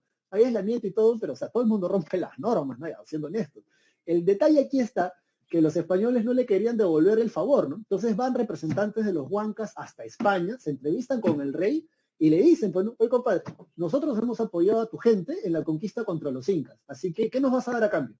Y bueno, una de las potestades que le da, y eso lo va a redescubrir José María Arguedas. José María Arguedas, tú lo conoces, yo sé, por literatura, pero en realidad el tipo es antropólogo. Él va a preguntarse mucho por qué los indígenas del norte del Perú son diferentes en su actitud a los del sur. Y él descubre que primero los indígenas del norte del Perú tienen una actitud más altanera, más arrogante, más orgullosa, porque ellos no van a tener encomenderos. O si los van a tener, no se los va a tratar igual que a los indígenas del sur. ¿Por qué, profesor? Porque ellos apoyaron a los españoles. Cuando los huancas terminan de dar su testimonio ante el rey le dice, bueno, está bien, sí, reconocemos que ustedes nos han apoyado, y le van a dar un escudo. Este escudo que tú ves acá representa las armas, la porra y las armas que van a usar los huancas para mecharse contra los incas, la fortaleza que está en esa zona y este animalito representando justamente la zona que colinda con la selva, ¿no? Y ya, pues sí, lo máximo, ¿no? Lo máximo, un escudo, ¿no? Entonces sí, ya sabes dónde viene el escudo de los Huancas, ¿eh? Para que tengas algo así, comentario en el almuerzo, ¿no? Oh papá, oh mamá, ¿no? ¿Saben dónde viene el escudo de nuestro municipio?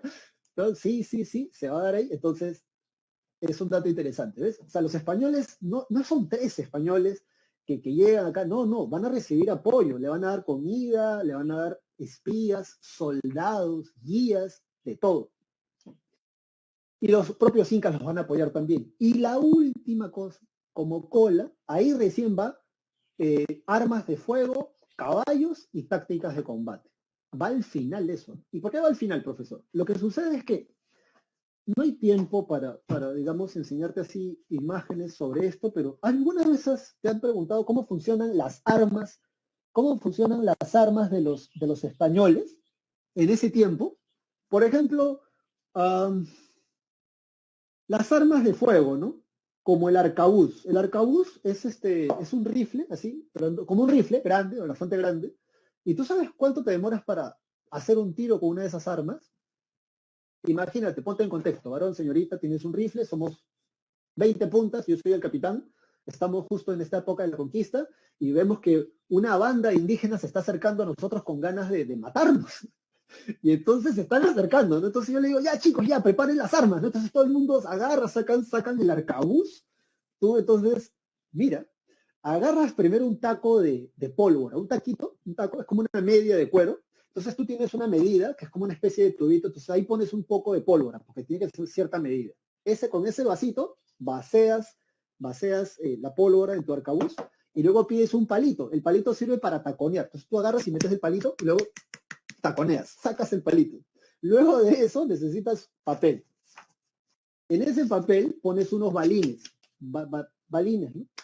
De metal, que se pones ahí, agarras, haces un rollo así, metes eso ahí y vuelves a taconear y sacas de nuevo.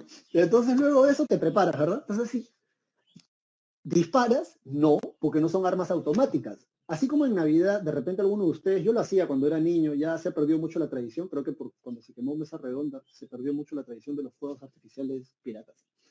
Pero cuando era niño recuerdo que antes, a la actualidad les dan encendedores, ¿no? A los chicos, ¿no? Pero no, en mis tiempos era una cuerda y tú te prendías la puntita de la cuerda y tú la tenías que ir soplando. Y con esa cuerdita ibas fastidiando a todos los vecinos porque ahí tú prendías el mechero, ¿sí? Ahí, entonces, igualito, los españoles, hay un tipo que se encarga de prenderte el arcabuz porque funcionan con una mecha. Entonces, hay un tipo, ¿no? Son 19 puntas, todo el mundo se pone, gente inclinada, gente de pie, los indígenas están guau, guau, guau, guau, corriendo, y entonces viene el tipo y te prende la mecha. Entonces está ahí, ¿no? Capitán, ya disparamos, y yo te digo, no, todavía no. Capitán, ya disparamos y tú ves que se están acercando cada vez más, ¿no? Están ya ahí 50 metros, 40, 30 metros, 10 metros de distancia, 5 metros de distancia. Prácticamente los tenemos ya en la cara. Y recién ahí les digo, disparen. Y todo el mundo, humo blanco por todos lados. ¿Y ahí qué? ¿Vuelves a disparar? No. Tiras esa vaina, sacas tu espada y te caes a espadazo limpio. Porque, a ver, vuelve a tratar de hacer ese tiro. O sea, es una cosa, o sea, no vayas a pensar. Ahora, la gente habla de perros come indios. Ya, mira, los perros come indios funcionaron acá, en Centroamérica. ¿Por qué? Porque el perro come indios está entrenado para morder carne. O sea, el perro come indios, ¿cómo diferencia un perro entre un europeo y un indígena? Por ahí un estudiante una vez me dijo, profe, por el aroma. Puede ser. Sin embargo, no, el perro come indios está entrenado para no morder al europeo. ¿Cómo hace la diferencia? En las Antillas, en Centroamérica, los indígenas usan taparrabo nada más, así como en África, taparrabo nada más. O como los indígenas de la selva peruana, solo taparrabo, hombres y mujeres. Entonces cuando el perro muerde y siente sangre, siente carne, sigue mordiendo. Sigue mordiendo. Dos perros come indios se decía podían despedazar en un cuarto de hora a un adolescente. En un cuarto de hora. Completamente, los perros les tenían miedo. En cambio, cuando los españoles traen a los perros come indios acá al Tahuantinsuyo, tú sabes que los indígenas del Tahuantinsuyo sí usaban ropa. Entonces, cuando el perro muerde, siente lana o algodón o piel, y dice, pucha, este será un europeo de repente, y deja de morder, se palpea el perro, porque piensa que está mordiendo a un europeo, porque el europeo se anda vestido de pies a cabeza. Entonces acá no sirvió mucho eso. ¿Quién lo dice, profesor? ¿Usted? No, eso lo dice él, Raúl Porras Barrenechea. En este libro lo dice, por cierto, él mismo dice, no, acá no sirvieron los perros convenientes. Entonces, son otros factores los que le permiten a los españoles conquistar todo este territorio. Así que quítate de la cabeza que son 3 españoles nada más. Bueno, dicho esto, vámonos ahora sí entonces a contarte lo siguiente sobre el tercer viaje. ¿Por qué capturan Atahualpa? O sea, ¿por qué se va a dar esto? Bueno, te lo cuento en 5 minutos, no creo que haya mucho tiempo para más, te voy a contar en este momento lo que sucede justamente en la captura, ¿no?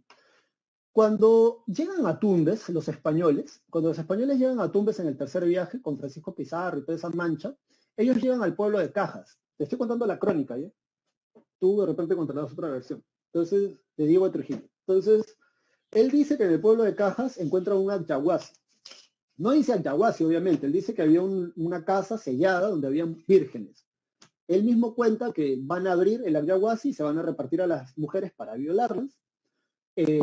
Y que, bueno, haciendo eso, se dan cuenta de que había un tipo que estaba encapuchado y que los estaba siguiendo.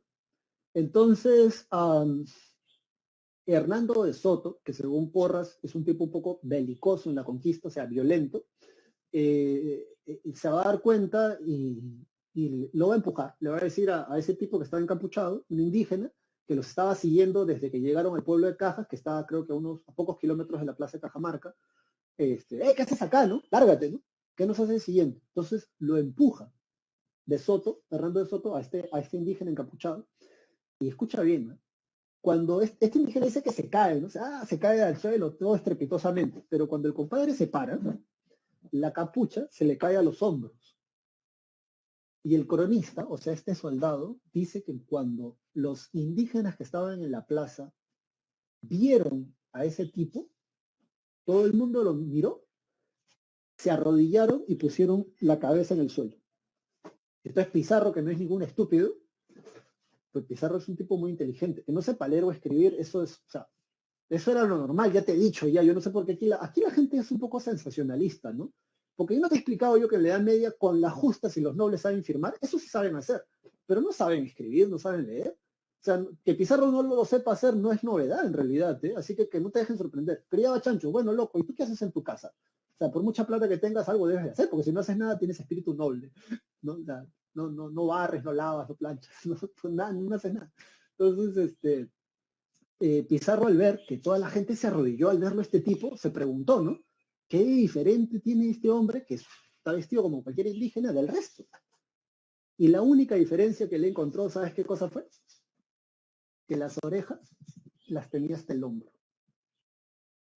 Yo sé que uno de ustedes sabe. ¿Quiénes son los únicos tipos en este contexto que usan las orejas hasta el hombro? O sea, que las orejas las tienen largas hasta que quitan el zapa y ponle una de esas al final. Los incas. Todo el pueblo incaico tenía esa característica. ¿Te acuerdas de los paracas? La élite paracas se alarga el cráneo, ya. Pero todos los incas, todos los incas, hombres y mujeres que pertenecen al pueblo incaico, tenían esto largo. Por eso también estaba prohibido que una mujer incaica se casara con alguien que no era del pueblo. Tú reconocías a una mujer incaica por eso también. No te podías escapar de eso.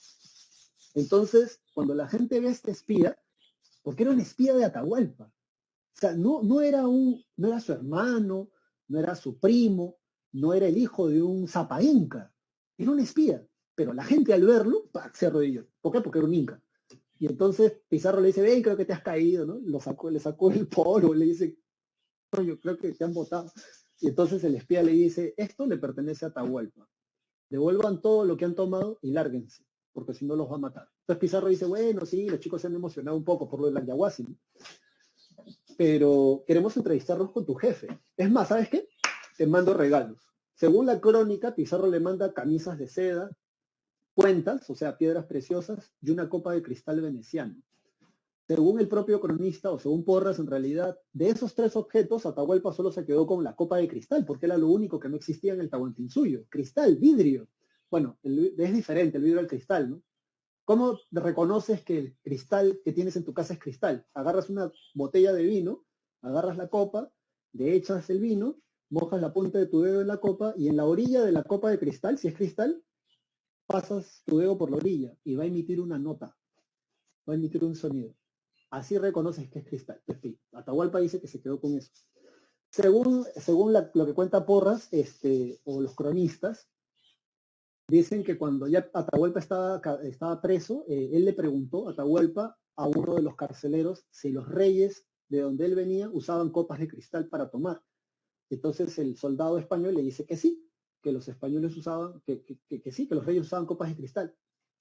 Pero además, cualquier persona que pudiera pagarlo. Y entonces dice el cronista que cuando Atahualpa escuchó eso, que también podía usarlo cualquier persona que pudiera costearlo, soltó la copa y dejó que ésta se quebrara en el suelo. Y luego dijo, objeto tan común no merece ser apreciado por nadie. Y eso te da una idea del carácter del Zapa Inca. Porque si tú lees al Inca Garcilaso de la Vega, cómo retrata él a Atahualpa, lo retrata como un tipo cobarde que estaba llorando por la llegada de los Viracocha. Y es que es entendible, porque el Inca Garcilaso de la Vega es cusqueño. Él jamás va a hablar bien de Atahualpa, que es de la panaca, ya sabes, quiteña.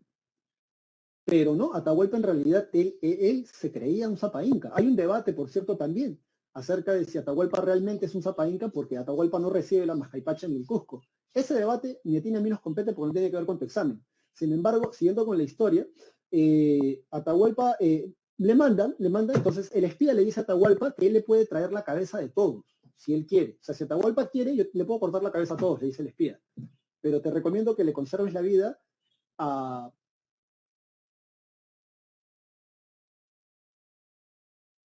3 personas o a 2. Sí. Él dice, ¿a quién le vas a conservar la vida? Consérvale la vida al herrero, el tipo que les fabrica las espadas. Los incas no tenían espadas, que les hace las armaduras, los petos, ¿no? Como un chaleco de metal. Consérvale la vida al herrero. También consérvale la vida al volteador. ¿Quién es el volteador? El volteador en castellano antiguo, el domador de caballos. Acuérdate que no había caballos en el Tahuantinsuyo. Una llama no puede ser montada por un tipo que pese más de 20 kilos, al menos. Y la otra persona a la que le conservas la vida, ¿quién? ¿El sacerdote? No, tiene un montón de sacerdotes. Al capitán Pizarro, no, tenían buenos capitanes los incas. Consérvale la vida al que vuelve mozos a los viejos. Mozo joven, ¿no? Mozo joven. ¿Y quién es el tipo que vuelve mozos a los viejos? El barbero. Sí. El tipo que afeitaba a los españoles, a ese consérvale la vida, le dice el espía.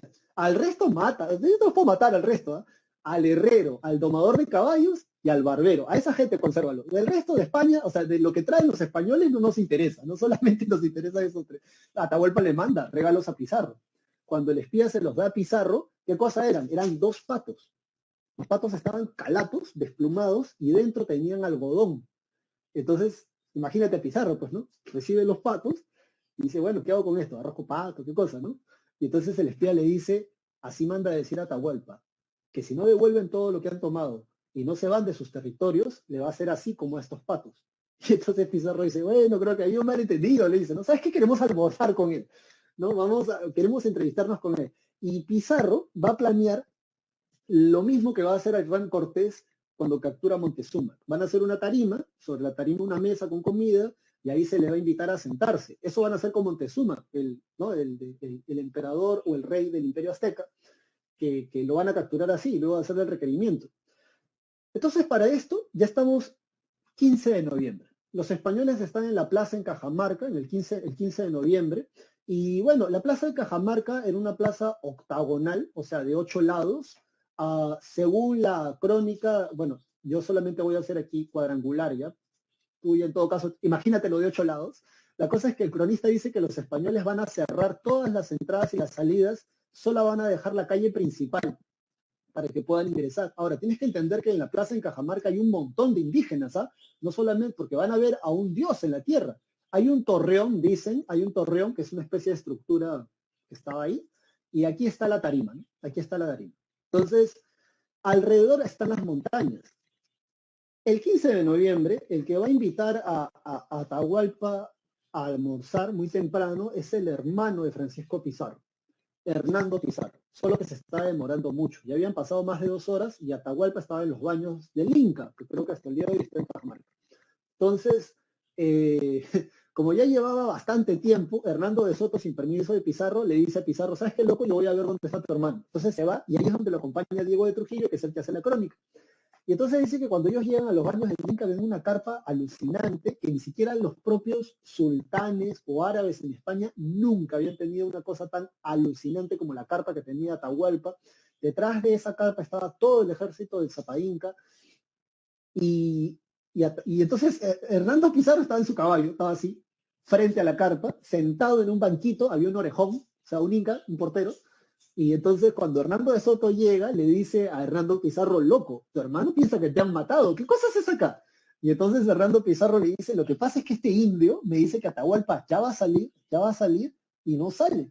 Así estoy esperando. Y eso te tiene que dar una idea del carácter también del Zapa Inca. Porque si tú te vas a entrevistar con un tipo que es un emperador, un dios en la tierra, y encima has venido a violar gente, encima has venido a saquear, él no te va a recibir así, ¿no? Te va a hacer esperar. Que de hecho es algo que hasta el día de hoy hacen en algunas entrevistas de trabajo. Particularmente yo me he quitado de aquellas entrevistas de trabajo donde me entienden tarde, porque es una cuestión de puntualidad y de respeto. Aquella persona que te exija respeto también debe de dártelo. Acostúmbrate a eso. No permitas que nadie que no te da el mismo respeto que te pide, te trate mal. Ni tampoco, no, porque el tiempo es una cosa, es un recurso que solo tú sabes cómo lo inviertes. Si lo malgastas, ese es tu rollo. El caso es que lo tenía esperando. De Soto baja, dice la crónica, lo lapea, por decirlo menos, y de una patada lo mete dentro de la carpa.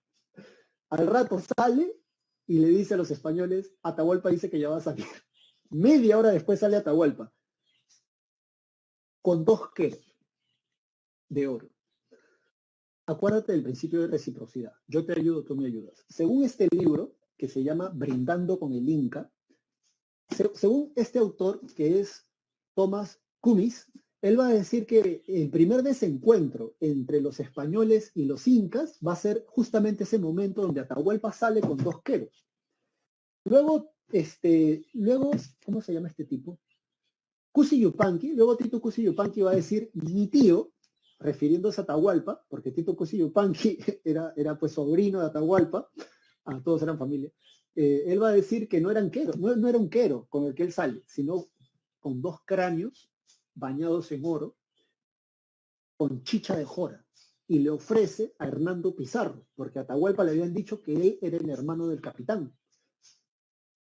De Soto no quiere tomar. No, perdón, Hernando Pizarro no toma. Y como ve que se le ofrece, Hernando de Soto, que también era noble, se ofende y le dice al traductor, porque tienes que entender también que todo esto se da a través de un traductor. De hecho, al traductor en la conquista, en la captura, le habían dado una de las esposas de Atahualpa.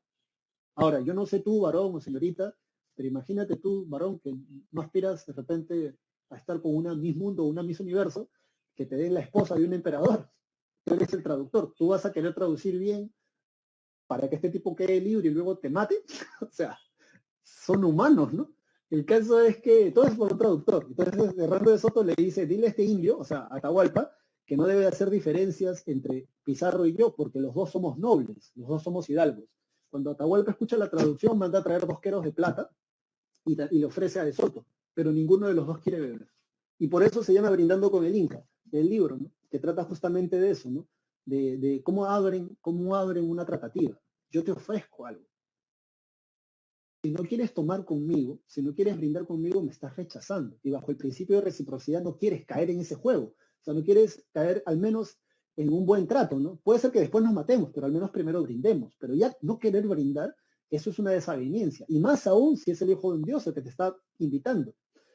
Le dicen, ¿sabes qué? Mi hermano quiere almorzar contigo. Atahualpa dice, ya, qué chévere. Dice, sí, entonces te invitamos a almorzar. Ven con nosotros. Atahualpa dice, excelente, yo voy a ir con ustedes. Perfecto, vamos, le dice. Sí, voy a ir, pero voy a ir mañana. Entonces, ¿te imaginas? Ya tenían como que 6 horas ahí los españoles. Vas a venir, pero mañana. Sí, voy a ir mañana. ¿Algún problema? No, maldito. Ya, mañana. Entonces están yendo los españoles. Y esto lo cuenta el propio cronista, que era un soldado español que estaba de a pie, porque él no estaba en caballo, era un soldado de a pie. Diego de Trujillo cuenta que De Soto, que ya estaba reventando de cólera, Cuando ya los españoles se habían alejado, dice que De Soto gira el caballo 180 grados y lo arrea. ¡Zas! El caballo relincha y se va a todo galope en dirección a Atahualpa. Detrás de Atahualpa estaba todo su ejército. Y esto lo cuenta el propio español, ¿eh? El Zapa Inca estaba parado de frente, inmutable, chill, tranqui, mientras veía que el caballo de Hernando de Soto se acercaba a toda velocidad. Como De Soto observó o se dio cuenta de que el Zapa Inca no tenía la intención de moverse, tuvo que agarrar y frenar el caballo con tanta violencia que el caballo se yergue en dos patas y relincha. ¿No? Entonces imagínate esa escena alucinante, ¿no? Atahualpa tranquilazo y el caballo erguido en dos patas. Dice el cronista que los que se asustaron fueron los que estaban detrás de Atahualpa, que gritaron y algunos hasta se cayeron al suelo. Después de la captura de Atahualpa, cuando Pizarro pasa por los baños termales para recoger la carpa y los tesoros, encuentran a más de 100 o 1000 indígenas degollados. Y entonces cuando Pizarro le pregunta a Atahualpa qué pasó con esa gente, Atahualpa le dice, es que yo no necesito gente tan cobarde en mi ejército, dando a entender que los había degollado porque se habían asustado por el caballo de Soto. Al día siguiente, cuando Atahualpa va, y eso quisiera que lo entiendas, Atahualpa lo capturan por Gil, muy confiado, tradición, no esperaban que lo capturaran en ese momento. Toda la madrugada de ese día, alrededor de la plaza en Cajamarca, en las montañas, el ejército de Atahualpa acampó, prendió fogatas y comenzaron a chocar sus escudos con sus lanzas. Los españoles, según el cronista, decían que se estaban orinando literalmente de miedo. Algunos se cagaban en los pantalones porque pensaban que de esa noche no iban a pasar. Profe, ¿cuántos españoles eran? 60. ¿Cuántos mosquetes tenían? Los mosquetes son como los culebrillas, son como unos cañones cortos. Tenían 2, pero uno se había mojado, así que solo servía uno. Tenían creo que 15 o 12 caballos y el resto iba a pie. Los españoles pensaban que de ahí no iban a pasar. Contaban más de 10.000 soldados alrededor de la plaza. Todo el mundo prendiendo hogueras y haciendo cantos de guerra. Pensaban que de esa madrugada no iban a pasar. El cura Valverde le dijeron, pasa la confesión, compadre, porque de repente de esta madrugada no pasamos. Y el cura Valverde tuvo que hacerle la confesión a los españoles en ese momento. Sin embargo, y ese es el error, Atahualpa no los ataca. El ejército se queda a las afueras de la ciudad y pasa Atahualpa con toda su corte dirección hacia la plaza en Cajamarca. Cuando Atahualpa está en las andas, aquí parece ser que ocurre algo, ¿no? O sea, la idea era que Atahualpa se sentara en la mesa, ¿bien? Para hacerle el requerimiento. Sin embargo, hasta donde se sabe, cuando Atahualpa está por esta zona de acá, o sea, justo al costado de este torreón, el cura Valverde lo intercepta. Y es ahí donde le hace el famoso requerimiento. Profe, ¿qué es un requerimiento? Básicamente te dicen, compadre, sométete al rey de España, que a su vez es la autoridad impuesta por Dios en la tierra. O sea, conviértete al cristianismo. Si rechazas cualquiera de esas dos cosas, estás declarando una guerra. Bueno, acá dice, ¿no? ¿Qué es el requerimiento? Se proclama a viva voz. O sea, lo tiene que decir en voz alta. Cuando los españoles conquistadores se encontraban con un grupo de nativos, se pide que se sometan a los reyes como vasallos. Ya hemos estudiado feudalismo. Ya sabes que someterte como un vasallo estás reconociendo una autoridad superior a ti, con la cual estarían entregando sus tierras al someterse a los reyes, obviamente, porque eres un vasallo, que según la mentalidad de la época tenían el derecho divino de gobernar, o sea, los reyes en nombre de Dios. Acuérdate, monarquía absolutista, provincialismo, regalismo, rechazar la fe, o a los reyes les da permiso para hacer una guerra justa. Pues bueno, Atahualpa entonces es interceptado por el cura Valverde y el cura Valverde le enseña un brevario. Profe, ¿qué es un brevario? Es uno de los libritos del Nuevo Testamento. Entonces básicamente el cura Valverde le dice, bueno, loco, conviértete al cristianismo, sométete a Dios. Y entonces Atahualpa le dice, bueno, ¿y quién dice eso? Entonces el cura Valverde le dice, Dios lo dice. Y entonces Atahualpa le pregunta, ¿y tú cómo hablas con Dios? Entonces el cura Valverde le enseña un librito del Nuevo Testamento y le dice, la Biblia es la palabra de Dios. Y entonces dicen los cronistas que Atahualpa le arrancha el brevario, lo mira, lo huele,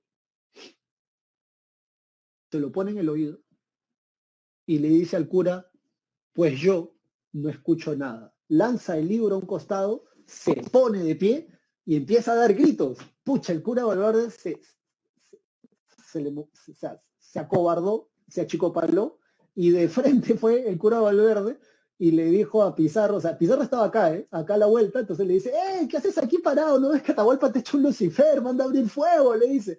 Y Pizarro, al ver al cura todo acobardado, agarra y manda a abrir fuego. Hay un montón de gente. Hay gente que se muere aplastada.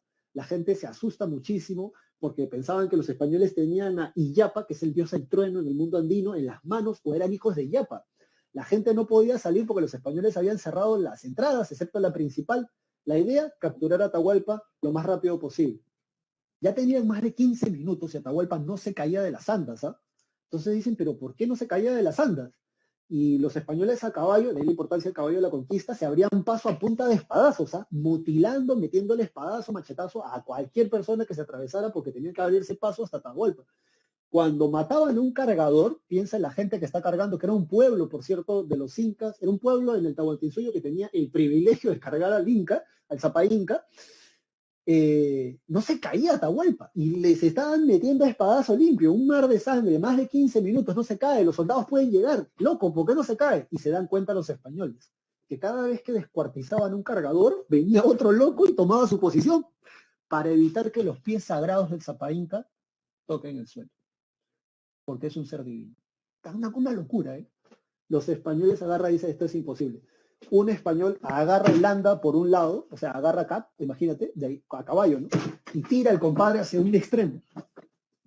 El otro español, a otro lado, lo agarra de los cabellos a Atahualpa. Parece ser que es cierto que los tenía largos, porque según se piensa, había perdido parte de una oreja peleando contra los cañaris. Entonces se dejó el cabello largo para que no se note, y lo agarró de los cabellos, entonces uno tira para allá, el otro tira para allá. Y es así como Atahualpa se cae. Lo capturan, Atahualpa se sorprende de que no lo maten, y es ahí donde viene esto, ¿no? El famoso cuarto del rescate. Ofrece la altura máxima, la cantidad de oro y de plata. Un cuarto lleno de oro, 2 cuartos llenos de plata. Acuérdate que para los incas el oro y la plata no era moneda de cambio, así que cuando él manda a sacarlos, que eran adornos, no, sí, un sacrilegio, no. Es el Zapa Inca, él ve qué hace con eso. Este es el famoso cuarto del rescate, por cierto, que se encuentra en Cajamarca, y esta es una pintura famosa que puedes ver en el Museo de Arte de Lima Metropolitano, en el Maldi, y los funerales de Atahualpa. Profe, ¿y por qué lo van a matar si entregó el rescate? Bueno, porque los almagristas no se encontraban presentes en la captura de Atahualpa. Por derecho de conquista, a ellos les tocaba como que el 15 o el 20%. Pero si Atahualpa estuviese muerto, le tocaba mitad y mitad, 50-50, partes iguales. Entonces, al año siguiente, los almagristas lo van a acusar de querer levantar a la gente en una rebelión, y producto de esto lo van a enjuiciar. Se le va a someter, la condena va a ser fratricidio, haber mandado a matar a su hermano Huáscar, incesto, haberse casado con su hermana, que por cierto Porras cuenta que la esposa de Atahualpa tuvo que agarrar su caca, su mierda, su excremento y embadurnársela en todo el cuerpo para evitar ser violada por los españoles. Son cosas que no te cuentan ya en el cole porque, coño, como que un poco chocante, ¿no? Menor de edad, ¿no? Te ven con cara así, sanazo, entonces te dicen, sí, la conquista. Entonces, no, esas cosas se dan porque es una situación de guerra, es una situación de conquista, invasión. Y también lo acusan de ser pagano, pues, ¿no? De no ser cristiano. Entonces, Atahualpa acepta la condena. ¿Me van a matar? Sí, te van a matar. Ya, bueno. ¿Cómo me van a matar? Te vamos a quemar, compadre. Atahualpa dice, ¿qué puedo hacer para evitar ser quemado? ¿Quieren más oro? ¿Quieren más plata? Los españoles le dicen no. Así nos des todo el oro y toda la plata de tu imperio, que nos lo vamos a quedar, por cierto, aún así te vamos a quemar. Atahualpa vuelve a preguntar, bueno, entonces, ¿cómo puedo hacer para evitar ser quemado? Todos los españoles le dicen, bueno, si te conviertes al cristianismo, no te vamos a quemar. Te vamos a matar igual, pero no te vamos a quemar, porque ya vas a ser cristiano. Entonces Atahualpa se convierte al cristianismo, lo bautizan con el nombre de Juan y lo someten a la pena del garrote. La pena del garrote consiste en una silla, y esa silla tiene una cuerda en la cabecera, ¿ya? Una cuerda. Detrás de la silla hay una especie de garrote, un palo, que sujeta obviamente esa cuerda. Entonces, cuando hacen el torniquete, la cuerda te va ahorcando. Y así lo van a matar a Atahualpa. Hay gente que dice, Atahualpa, cobarde, traicionando a sus dioses, etcétera, etcétera, etcétera. No, mentira. Tienes que entenderlo desde el punto de vista de él. Si queman el cuerpo de Atahualpa, que es un Zapa Inca, ¿qué no pueden hacer con ese cuerpo si lo queman después de que Atahualpa ha muerto? Con una momia. ¿Cómo se llaman las momias? Muy bien, Omar, Yadira, Gabriel, un Malki. Y el Malki es la prueba de que él ha sido un dios en la tierra. El Malki es la prueba de que él ha sido un Zapa Inca.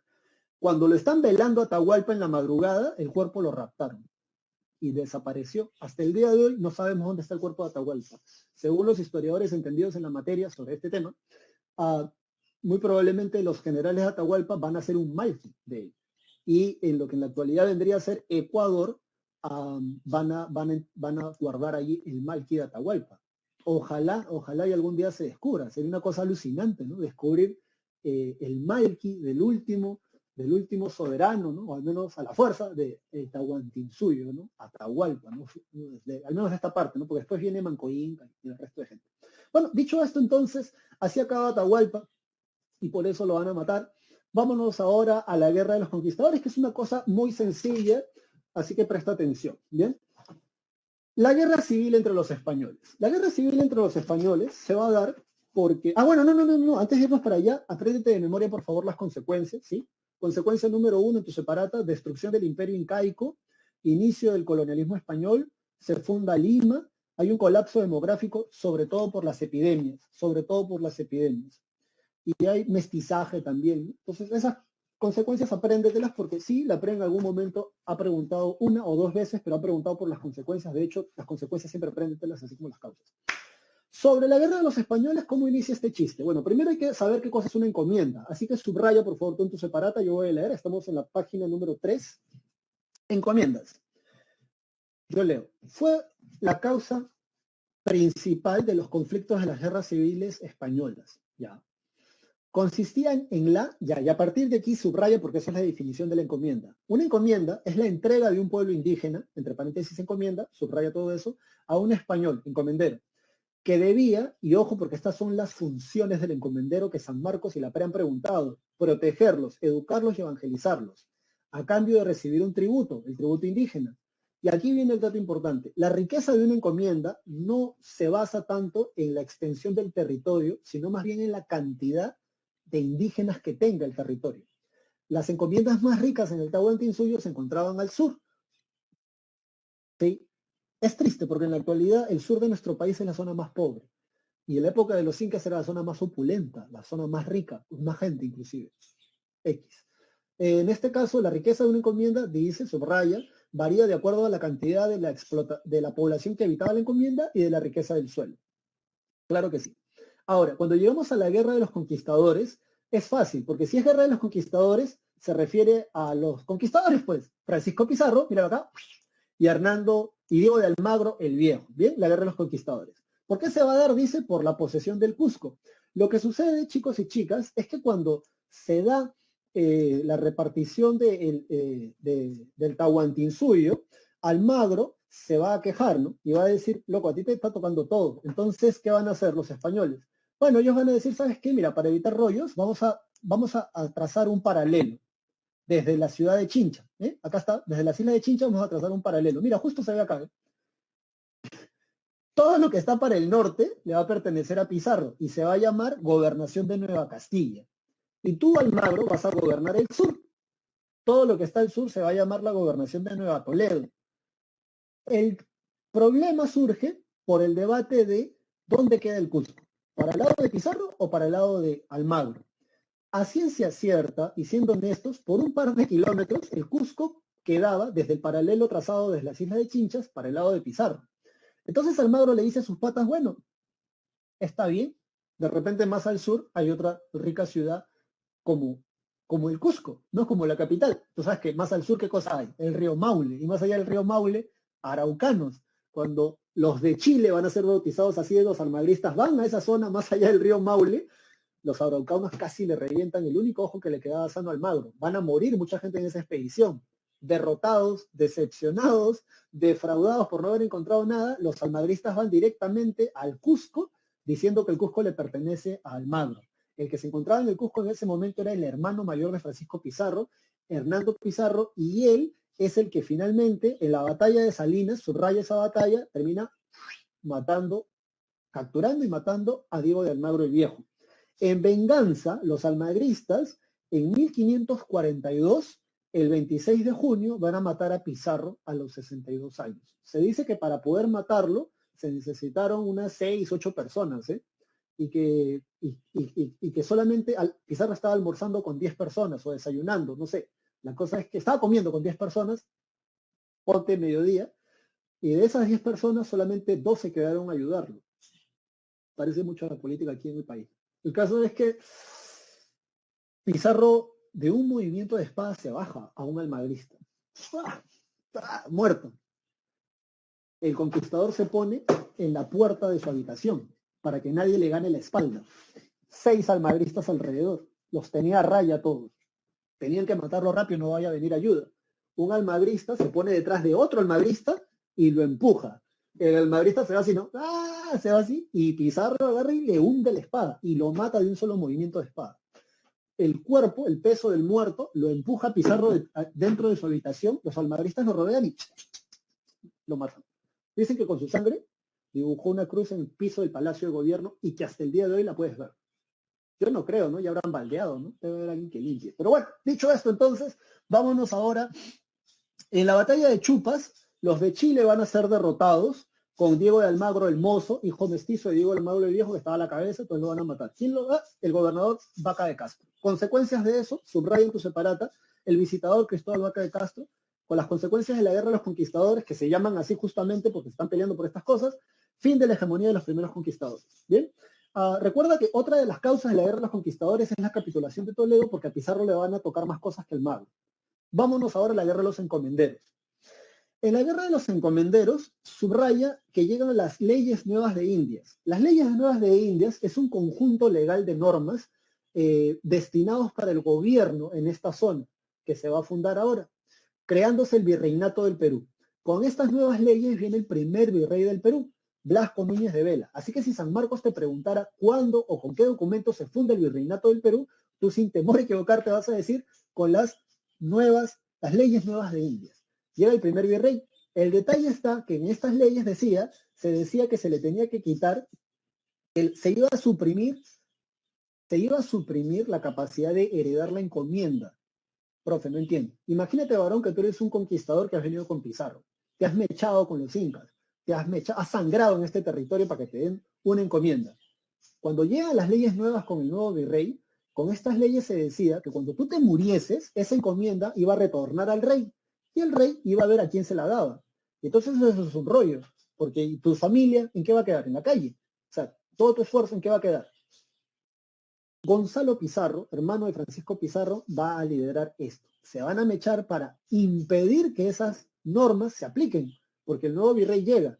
Y bueno, va a morir, el nuevo virrey muere, el primer virrey del Perú va a morir justamente por eso en la batalla de Añaquito, ¿ya? No gobierna mucho tiempo ese compadre, no gobierna mucho tiempo, lo van a matar.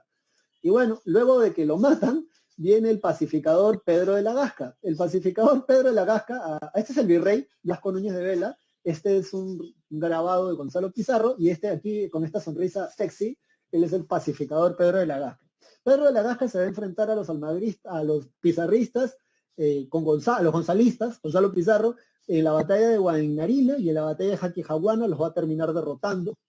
¿Y cuáles son las consecuencias de esto? Se establece el sistema virreinal.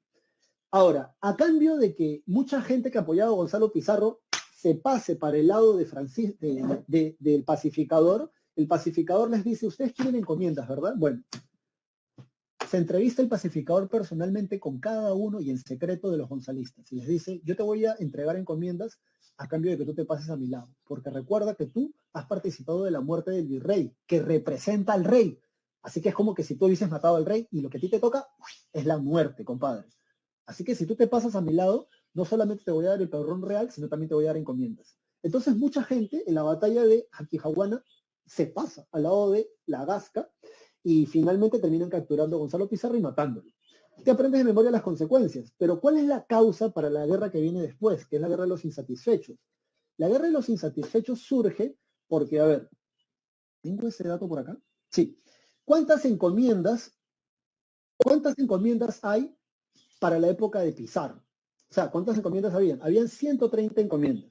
Acuérdate. Bueno, no, perdón, 150 encomiendas. Habían 150 encomiendas. ¿Bien? Ahora, lo que tenía que hacer Pedro de la Gasca era dividir esas encomiendas. ¿Dónde está el símbolo de división acá?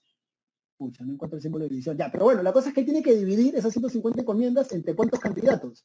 Hay más de 1000 candidatos a las encomiendas. Entonces, él va a dividir esas encomiendas entre cuántos. Te pierdas, ¿ah? Va a dividir las 150 encomiendas en 218 encomiendas. Ahora, yo sé que alguno de ustedes va para ingeniería o esas carreras así chéveres. Entonces, a ver, haz la resta, ¿no?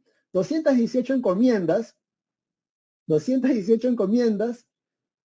menos 1000. ¿Qué te da como resultado eso? ¿Cuánta gente queda sin encomiendas? Un montón de gente insatisfecha. Ese es el resultado que te da. Y por eso surge la guerra de los insatisfechos. Porque eran más de 1000 candidatos sin encomiendas. Pedro de la Gasca les promete eso y finalmente no les va a dar nada más que a 218. Que para colmo eran encomenderos que habían venido con él y no eran de la conquista con Pizarro. Entonces surge eso. Francisco Hernández de Girón lidera la guerra de los insatisfechos por este reparto que se llama el reparto de Guaynarimas, subraya eso en causas, y finalmente lo van a terminar derrotando en la batalla de Pucará, comandado por el arzobispo Loaiza y el oidor Santillán. Bien, en consecuencias de eso se reafirma el poder de la corona española. Vámonos a los incas de Vilcabamba, ya con eso vamos a ir terminando la clase. Ya el resto yo espero, es que creo que te lo voy a dejar para que tú lo descargues por ahí, por si te interesa esto. Y sí, ya 4 minutos ya nos toca el receso, ¿verdad? Bueno, vámonos entonces acá. Esto es un documental, que lo puedes poner en YouTube, son 40 minutos de documental, Los Incas de Vilcabamba. Cuando Manco Inca, que de la manito llevó a los españoles hasta el Cusco, se entera de que los españoles no llegaron para ayudarlo, sino para quedarse con su casa, él inicia la rebelión. Va a llevarse a todos los incas a Vilcabamba, que creo que queda un poco al norte de lo que es el Cusco en la actualidad, y ahí van a iniciar la resistencia. Subraya en tu separata que al no poder, estamos ya en los incas de Vilcabamba, que al no poder conseguir recuperar el territorio, van a buscar beneficios. Manco Inca va a ser asesinado, por cierto, por almagristas, que buscaban el perdón del rey por haber matado a Francisco Pizarro, pensando que matando a Manco Inca, el rey los iba a perdonar. ¿Qué hacían almagristas, profesor, en Vilcabamba? Los incas les abrieron la puerta porque como habían sido los que mataron al conquistador Pizarro, que es el que les quitó la tierra, bueno, los abrieron la puerta y finalmente ellos terminan envenenando a Manco Inca y luego los incas terminaron matando a esos almagristas que mataron a Manco Inca. Los que van a gobernar luego van a ser sus hijos. A Zairi Túpac, apréndetelo de memoria, él es el único loco que reconoce la autoridad de Felipe II, convirtiéndose en un vasallo del rey, y le van a entregar la encomienda de Yucay. Luego de eso viene su hermano, Tito Cusi Yupanqui. Él es el que dice, ¿no? Mi tío, Atahualpa, sacó 2 cráneos de oro y le ofreció chicha de jora al Zapa Inca. Y él es el que firma la paz de Acobamba. En la paz de Acobamba, los incas permiten que sacerdotes católicos cristianos ingresen a Vilcabamba para evangelizar a los incas. Hay gente que dice, sí, los incas están traicionando a sus dioses, etc. No, locos, son politeístas. Un dios más, un dios menos no les hace menos o más, porque son politeístas. Una raya más al tigre no lo hace menos tigre, o una raya más, ¿no? O una raya menos. El caso es que los incas decían, bueno, de repente, si nosotros le damos mejores ofrendas, tal vez su Dios nos apoya ahora a nosotros. La cosa es que cuando los sacerdotes ingresaron a Vilcabamba, llevaron gripe, viruela y sarampión, obviamente sin querer queriendo. Tito Cusi Yupanqui se muere de eso, los incas piensan que lo han hecho a propósito y lo matan a los sacerdotes. Sacrilegio para un europeo matar a un sacerdote, a una monja. El que viene a gobernar, que es Túpac Amaru I, se la chanta porque Toledo ya había llegado y Toledo dice, ¿saben qué? Esa cosa me la levantan, o sea, me capturan a ese tipo y esta rebelión se acaba. Cuando Toledo llega, hacen eso. Capturan a Túpac Amaru I, todo el mundo le dice su majestad, porque era virrey, su eminencia, algo así, no lo mate, lo va a matar en el Cusco. Un montón de gente. Le corta la cabeza, surge el mito del Incarri. Cuando la cabeza del Zapa Inca se une con el cuerpo, una nueva época de prosperidad va a llegar. ¿Sabes cuál es lo chistoso de eso? Que la profecía se cumple este siglo. A la gente que le gusta así, las cosas así misteriosas, esa profecía se cumple este siglo. Sí. Y también surge el movimiento del Takion-Koi, la enfermedad del baile, del canto, ¿no? Los sacerdotes tarpuntades lanzan una profecía, que las huacas andinas se van a unir para pelear contra el dios cristiano, van a traer enfermedades a los españoles y los van a expulsar del Tahuantinsuyo. Surge por eso la extirpación de idolatría, subraya ahí en tu separata, con Cristóbal de Albornoz, ¿no? Sí. Bueno, ya hasta acá formalmente vamos a terminar. Te voy a pasar la encuesta para que tú puedas ahí contestar. Y de ahí, sí, ya terminó. Mi oído. Vamos a pasar eso. Contesta, por favor. Y bueno, algo te iba a mencionar. Sí, ya estamos ya terminando la clase. Sobre Toledo, por favor, no te olvides la visita general y lo que Toledo hace va a estar, Toledo va a organizar de tal manera el virreinato del Perú que va a quedar esa organización hasta 200 años, hasta las reformas borbónicas. Principalmente el pilar que va a organizar Toledo es la mita minera. No te olvides de eso, es muy importante, la prueba preguntado. Acuérdate del mercantilismo que hay durante el gobierno español, el mercantilismo, el monopolio comercial. Solamente el puerto del Callao podía recibir la mercadería que viene de España, por eso es monopolio comercial. Y bueno, sobre el barroco, las tallas de madera y los arcángeles, eso está en tu separata, si tú lo lees bonito. De hecho, la pregunta un poco de eso. Y sobre las órdenes religiosas, no te olvides de los dominicos que fundan San Marcos y tampoco de los jesuitas que tienen las escuelas y las haciendas más prósperas en este territorio. Chicos, chicas, gracias por tu atención. Esto es el timeline bueno, está propuesto. De hecho, te lo voy a dejar para que tú lo puedas descargar, porque esto lo he hecho yo. Y ahora creo que sí puedes entender mejor estos chistes, ¿no? Porque sí, ¿no? O sea, ahora sí se puede entender, porque antes como que uno no la paraba. Bueno, chicos, gracias por su atención. Puedes ir a tu recreo, ahora sí. Nos vemos la próxima semana. ¿Quién no ha votado? A ver, tutor, sí, vamos a tirarle dedo. Andrea Escalante, no sabemos dónde está, tutora. Gina Chuchón Ortega, tampoco sabemos dónde está, ¿eh? Hace rato estoy pajareando, tutor. Y también Sodi Salina Valdivia, sí, esa gente no está, tutor. Ay, Yolanda Cristina, no, ya votó una, tutor, me corrijo. Solo está Escalante, Salinas, ¿y quién más? Ya, Taco, sí, esas tres personas, tutor, ya sabe, ahí de repente no están, ¿qué estarán haciendo?